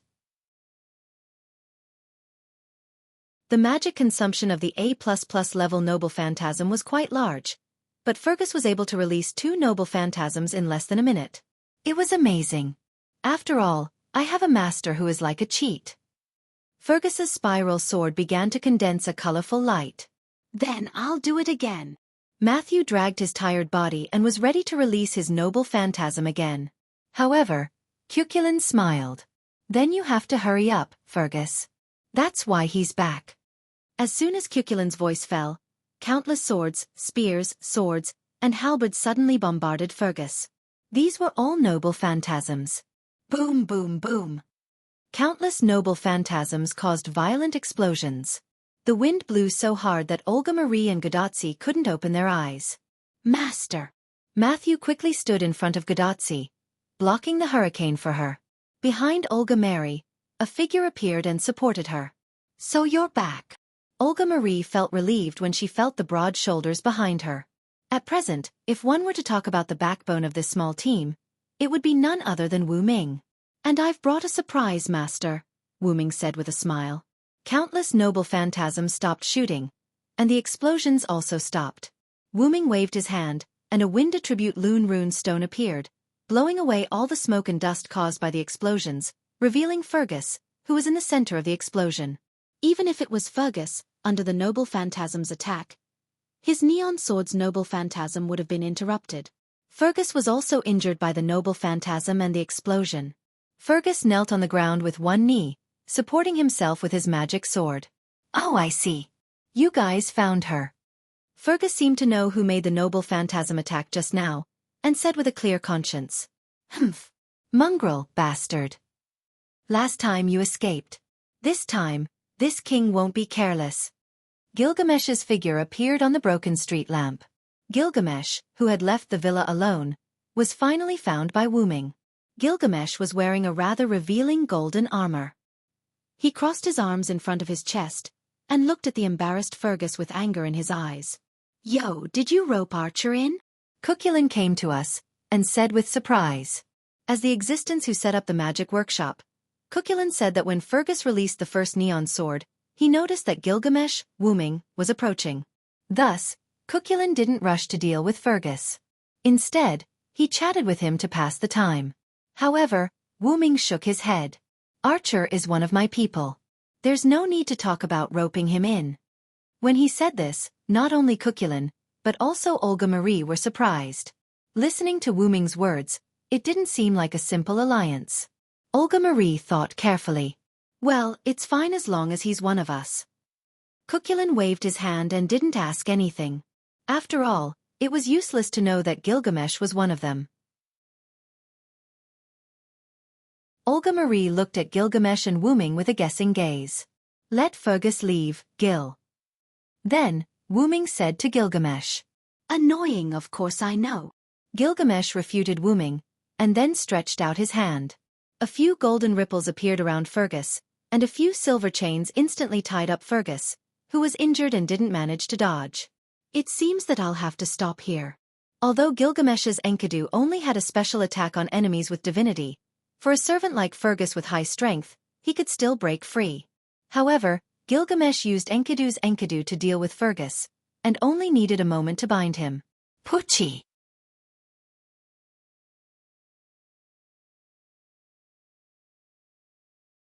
Chapter 362. A few high-level relics appeared from the golden ripples and pierced through Fergus, who was bound by Enkidu. Fergus's body began to glow. It was a sign that the hero spirit was about to leave the stage. "Well, I don't expect to be able to escape a second time after meeting you." Although Fergus was about to leave, he still smiled calmly. "This is the price you have to pay for daring to recklessly size up this prince." As he spoke, Gilgamesh moved his arm again. Golden ripples appeared and a high-level relic appeared, cutting Fergus in half. In an instant, Fergus' corpse turned into blue mana particles and disappeared with the wind.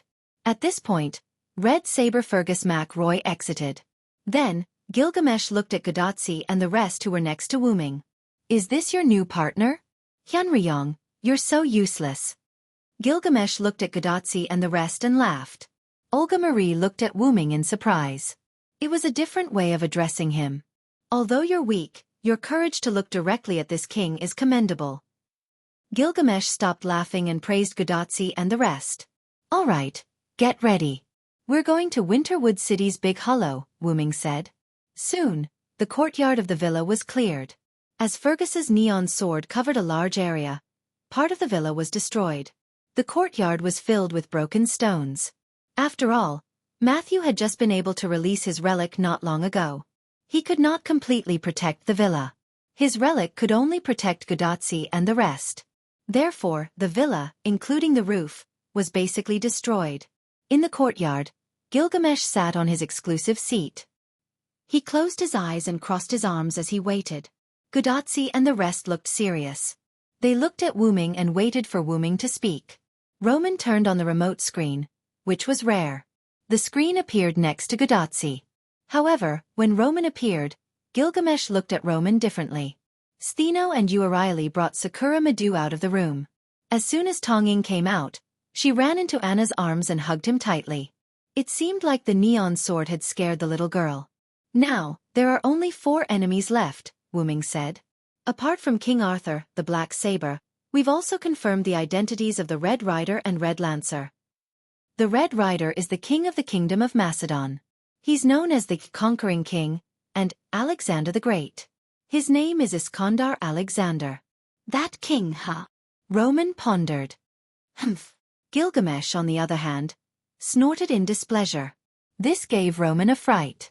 To Gilgamesh, there was only one king in the world, and that was his hero king, Gilgamesh. Ignoring Gilgamesh's snort, Wu Ming continued. The identity of the Red Lancer has also been confirmed. He's the great hero of India, Karna. This statement caused everyone to exclaim in surprise. Although they were prepared for this, they still found it hard to believe. After all, Karna was too powerful. But you can rest assured that with Gil here, you can rest assured. Wu Ming comforted everyone. As if responding to Wu Ming's words, Gilgamesh opened his eyes and glanced at everyone with his red pupils. That great hero will be handed over to this king. Just watch. Gilgamesh said domineeringly. He's really reliable, ahaha. Gudotsi laughed. The identity of the Red Caster is still unknown.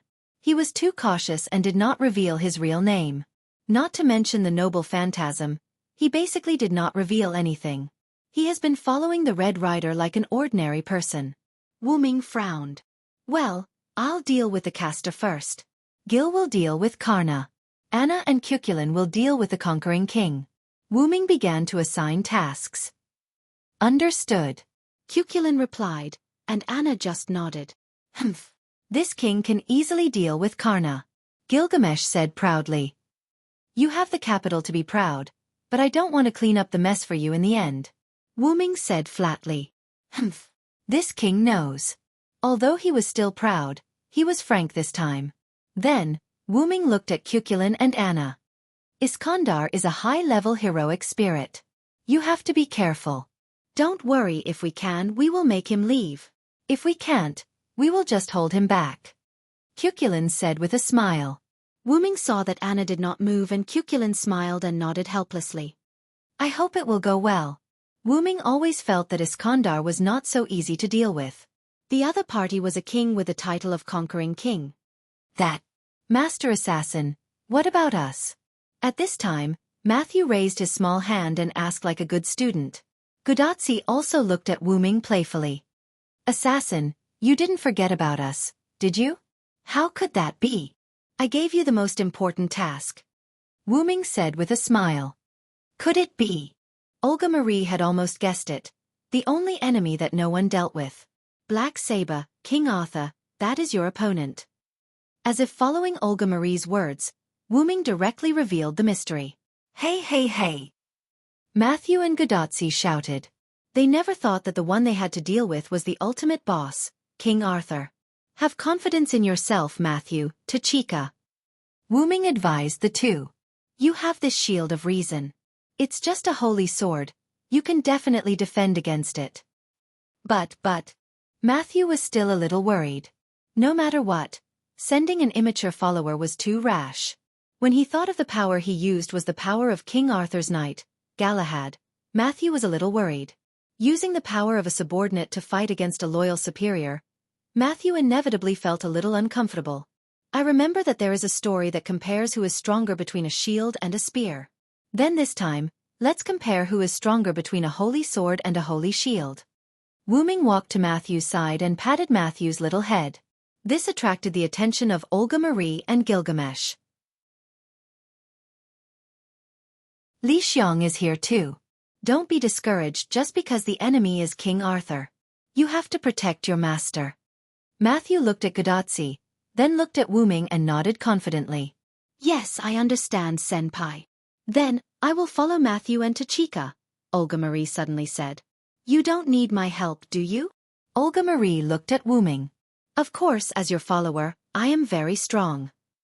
Wu Ming nodded. It was a wise choice to let Olga Marie follow Matthew and Gudotsi. The reliable Olga Marie could take care of the nervous too. Gilgamesh looked at Olga Marie critically, then shook his head disinterestedly and said nothing. Stheno and Uriali, you two will be responsible for protecting Sakura Madu. Even if most of your power is sealed by Enkidu, you can still protect a little girl. Wu Ming looked at Stheno and Uriali. Of course.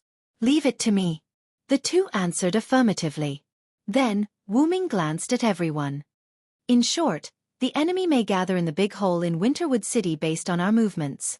What we need to do is to defeat them, repair the singularity, and save the world.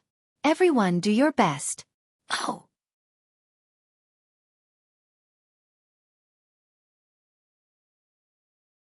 Chapter 363. Everyone began to move towards the Yuanzhong mountain. However, civilians should just walk on the ground. Gilgamesh said proudly and took out Vimona from his gate of Babylon. Accompanied by a loud roar, Gilgamesh left angrily. Why would he be angry? So Gilgamesh invited Wuming to go to Vimona together, but Wuming refused. So Gilgamesh left angrily. You really dare. Hero King's eyes are burning with fire, Cuchulain said beside Wuming. Gudatzi and the others all nodded frantically. Just now, everyone could see Gilgamesh's anger.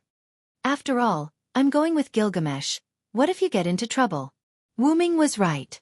Although Wuming seemed to have 7 servants, they didn't have much combat power. Stheno and Uriali, because they were bound by Wuming's fake Enkidu, they couldn't fight. Matthew and Anna, both of them were immature servants. One was a sub-servant that had just been given power, and the other was a young servant that was summoned in an immature state. Their attribute values were not strong. They could be regarded as average. Although the two of them had great potential, it was just potential. It was the same as having an attribute value of D++. Although they were only D-class, they could burst out 3 times the power at a critical moment, and they could instantly surpass a class. But that was only for a moment, and they were only D-class under normal circumstances, so it couldn't be counted as strength. As for Cuchulain, Cuchulain was summoned as a caster. He wasn't weak, but the general ability value of a caster servant was very low. Once they encountered a surprise attack, the chances of them surviving were not high. Now, only Gilgamesh and Wuming could serve as trump cards. Gilgamesh had the Gate of Babylon, which contained countless treasures. Moreover, he had the guile-parting sword Ea, which gave him an invincible battle strength. However, your frontal combat ability is not strong. You can ambush the enemy, but you are not suitable to deal with the enemy's surprise attack. Olga Marie naturally understood this principle and analyzed it. She believed that Wuming also understood this principle. Although Wuming was strong, it was summoned as an assassin. Its attributes were more inclined towards assassination and detection, and its relic was targeted at females. Its skills were only for an assassin, so it could not be called a trump card.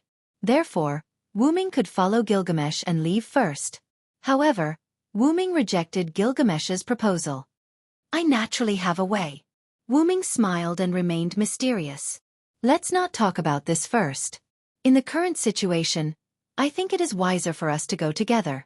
Cuchulain also expressed his own opinion. Well, that's it. Wuming smiled and said nothing. He continued to move forward. Gudatzi and others followed. Olga Marie was helpless for a while, and then followed the large group. By the way, why do you know so much? Olga Marie asked. Everyone could understand that Olga Marie was asking about the enemy servant's intelligence. When he heard Olga Marie's question, Wuming thought of what happened last night. Wuming went out to look for Gilgamesh and accidentally met a few servants. They were the red-haired Red Rider and the unusually cautious Red Caster who dressed like an ordinary person. When he was exchanging information with everyone, there was one thing that Wuming didn't mention. Even if Wuming had seen Caster's appearance before, Wuming once looked for Gemman Zelik and saw a young man beside him. It was said that he was Emilo II, the current monarch of modern magic. However, Wuming was sure that the person was not Emilo II. According to Wuming's speculation, it was likely that he was relying on something else. After that, it seemed that Caster's noble phantasm exposed Wuming's whereabouts. In order to avoid trouble, Wuming quickly left. After all, the main task was to find Gilgamesh, not to fight with the enemy. Ryder and Caster didn't chase after him, so Wuming left safely. Later, it seemed that Gilgamesh also sensed Wuming's aura, so he drove Wuming to Wuming's side. After all, Wuming was now Gilgamesh's master, so they could naturally sense each other when they were not far away. After finding Gilgamesh, Wuming didn't rush to take Gilgamesh back to the villa. Instead, he found a roof and asked Gilgamesh if he knew any information about the enemy. So, Wuming knew the identity of Iskandar and Karna, but he didn't know the true identity of Caster. The real names of Iskandar, Karna, and Darius III were told to Wu Ming by Gilgamesh. According to Gilgamesh, Iskandar reported his name at the beginning, and he also reported the real name of Darius III.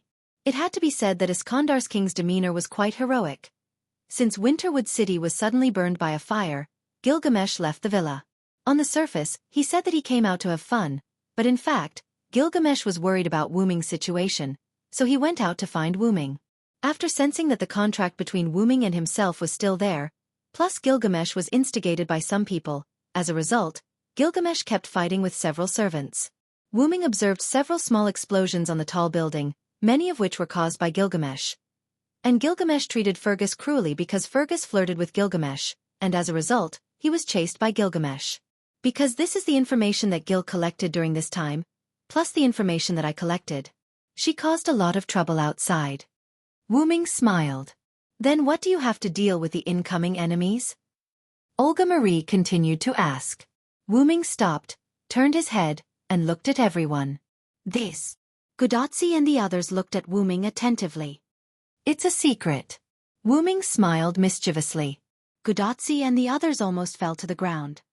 You bastard. Olga Marie angrily clenched her fists and looked at Wu Ming.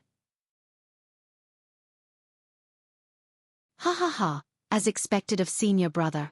Cuculin also laughed. On the contrary, the three Gorgon sisters didn't care about this from the beginning, and they didn't feel disappointed or tricked. Just in time, the enemy is coming, senior brother, show us. Although Cuculin said jokingly, his expression became serious. Boom! Moo! Accompanied by the roar of thunder and the roar of the sacred bull, a chariot pulled by two bulls flew from the sky.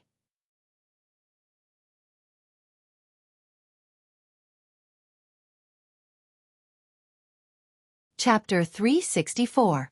Alalalala, Conqueror King Iskandar is here. The driver of the war chariot was a muscular man with short red hair and red pupils. He was dressed in an ancient armor and a red cloak, and he shouted loudly. Oh! Gorgon's goddess is here? Well, it looks like you have been captured. Ah! Sure enough, the Conqueror King Alexander the Great. Iskandar's king's temperament was really heroic. Everyone couldn't help but think of the word heroic in their hearts. Forget it. Do as you wish. On the chariot, the man with long hair and modern clothes next to Iskandar said indifferently. Oh! Kongming, I still think that telling us our names is what heroes should do, ha ha ha. Iskandar's bearded face that was connected to his hair laughed and patted the shoulder of the young man called Kongming. Well, that guy exposed Castor's real name again. Wu Ming's guess was right. This was not Ermero II, but a servant who came through Ermero II's body. So this cautious servant is the resourceful military counselor, Zhuge Kongming. Cuculin nodded. No wonder he is so cautious. Even Assassin didn't find out his real name. Matthew praised. Ah yes, after all. He is known for his caution. Zhuge Ming is cautious all his life. This sentence was not said for nothing. Well. Zhuge Kongming rubbed his eyebrows with a headache. Didn't we agree not to reveal my real name, Conqueror King? Zhuge Kongming said with some distress. Ha ha ha, what does it matter? Everyone here is a hero who is about to face King Arthur. It is the final moment. There is no need to hide your real name. Iskandar laughed unconsciously and patted Zhuge Kongming's body again. Forget it. Zhuge Kongming dodged Iskandar's arm and looked at the others. That's right. My real name is Zhuge Kongming. I'm a sinner who failed to restore the Han dynasty. There's no point in remembering it. Zhuge Kongming said indifferently. Then, Zhuge Kongming looked at Wu Ming. Do you recognize this body of mine? I'll say this in advance. I didn't erase his consciousness. Instead, I let his consciousness sleep within my body. After all, there's a huge problem with this Holy Grail war, Zhuge Kongming explained. Generally speaking, the servant who descended through dependence had the ability to erase the consciousness of the body. However, Zhuge Kongming didn't do that. Instead, he chose to put his body's consciousness to sleep and act on his behalf. This was similar to Matthew. Matthew's power was Galahad's departure, leaving the power for Matthew to use. On the other hand, Zhuge Kongming put the consciousness of the human body to sleep and let him, an outsider, take over. In addition, the servant who descended through dependence could also choose to integrate with the consciousness of the body. There were very few servants who would choose to erase the consciousness of the human body. Basically, if they weren't evil people, they wouldn't choose to erase the consciousness of the human body. I understand the general situation. Are you going to hinder us? Wu Ming asked. Ha ha, how is that possible? I'm here to ask for your help. Iskandar laughed and said something that surprised everyone. After all, we belong to the human side. The guy who summoned us is obviously standing on the opposite side of the human. Zhuge Kongming explained. Zhuge Kongming said, and Iskandar stopped his chariot on the ground. Let's not talk about helping us first. Isn't your master that man? Wu Ming asked as he looked at the two chariots that landed on the ground. Yes, you're right. We are indeed that man's servants. Iskandar admitted generously. I know what you're worried about. If we work together with you, it's hard to guarantee that our master won't attack you at a critical moment. That was why Wu Ming put the heavenly lock on Stheno and Uriali. But don't worry. My noble phantasm can suppress such a situation. Iskandar laughed. My noble phantasm is an area of effect formation. Not only can it weaken the enemy, but it can also resist the master's command. Unless more than 3 command curses are activated at the same time, it won't work, Zhuge Kongming explained. Wu Ming looked at Stheno and Uriali. That way, the two of them would be able to fight as well. The man in the green hat placed a command curse on each of our 7 servants from the beginning. So as long as we're within the range of Kongming's noble phantasm, his command curse will lose its effect. Ahahaha, you're indeed a wise strategist. You're extraordinary. Iskandar laughed again and patted Zhuge Kongming's shoulder. However, Iskandar did not notice that Zhuge Kongming was about to lose it. The man in the green hat has been with Saber all this time, and he doesn't show any signs of leaving. So, I've hidden my noble phantasm in the big hole in Winterwood City. You just have to activate it when the time comes, Zhuge Kongming explained. I see. Wu Ming looked at his companions and nodded. Well then, I wish us a pleasant cooperation. Wu Ming said with a smile and extended his hand. Pleasant cooperation.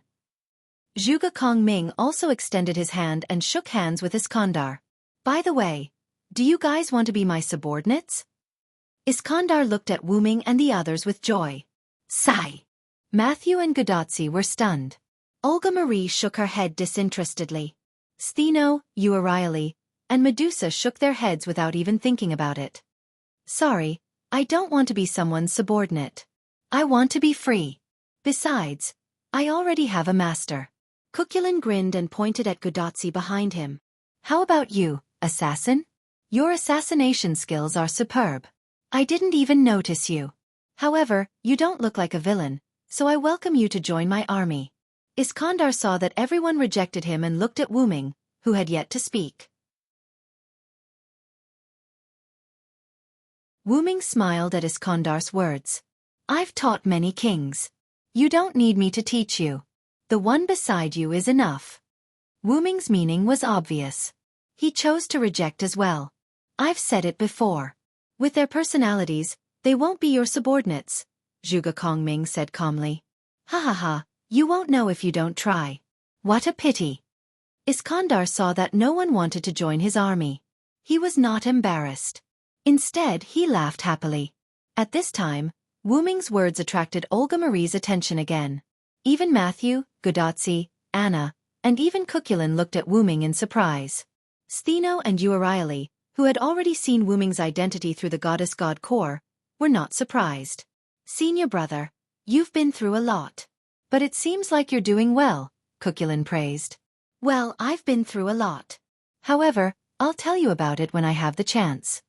Wu Ming smiled at Gadotsi, Matthew, and Olga Marie's curious faces.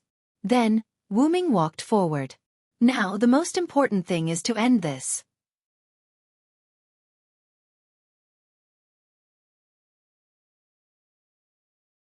Chapter 365. With the addition of Iskandar and Zhuge Kongming, the pressure on Wu Ming and the rest was significantly reduced. Now, the only enemies left were Artoria, Karna, and Leviticus. It was undoubtedly much easier. Then the two groups separated. Wu Ming and the rest were working together with Iskandar, but there was no need for the two groups to work together. In order to prevent us from being discovered, let's split up temporarily. When you reach the big hole, we'll come to support you. After that, Iskandar and Zhuge Kongming continued to carry out the mission of the command incantation, which was to kill all living creatures. However, in Winterwood City, the only living creatures were Wu Ming and the rest, as well as their servants. Therefore, the command incantation was not convincing at all. In addition, a long time had passed, so they knew that the command incantation's coercive power had basically disappeared. Naturally, Stheno and Uriali felt the same way. However, to be safe, Wu Ming did not let them come into contact with Enkidu. After all, there was nothing wrong with being cautious. While Iskandar and Zhuge Kongming were constantly destroying the destroyed houses, Wu Ming and the rest were heading toward Winterwood City in Yuanzhong Mountain. When they were almost at the foot of Yuanzhong Mountain, Wu Ming realized that something was wrong. The concentration of magic on Yuanzhong Mountain was a little high. Boom! At that moment, the sound of an explosion came from the mountain. Gilgamesh has encountered an enemy. Wu Ming took a step forward and headed toward the direction of the explosion. Pay attention to the surroundings. After that, Wu Ming disappeared. Near the top of Yuanzhong Mountain, two figures were moving rapidly. Whoosh whoosh whoosh. Golden ripples constantly emerged from the back of the golden figure. Countless relics were shot out, and the target was the other golden figure. Bang bang bang. However, the golden red figure's martial arts skills were extraordinary. The strange long spear in his hand was constantly waving, knocking away the treasures one after another. Damn it! You bastard! How dare you shoot down this king's mount? As he spoke, Gilgamesh kept activating the Gate of Babylon, and countless relics were shot at the spearman again. The order I received is to kill anyone who dares to go up the mountain. Your Vimana is also a forbidden item, Gilgamesh. The spearman said Gilgamesh's real name. Then you shall receive the king's wrath. Karna. That was right. The one who was fighting with Gilgamesh was Karna, the hero of India. Karna was originally ordered to go to Winterwood City to kill all living creatures, but there were basically no living creatures others as followers. It was at that time that Karna discovered Gilgamesh, who was hanging out outside. He's is not a servant. Karna had Karna sneak attack. Karna to S2s to S. Although Gilgamesh was quite arrogant, he did have the right to be arrogant. Under the attack of Karna's Brahma, cursed me, Brahma, Kundala, Gilgamesh successfully released a shield from his treasury before the attack arrived, and blocked Karna's throwing relics. Then the two of them began to fight. However, Karna seemed to have received some kind of message, and he abandoned the battle and fled. Gilgamesh did not chase after Karna, saying that he was a bastard who ran away.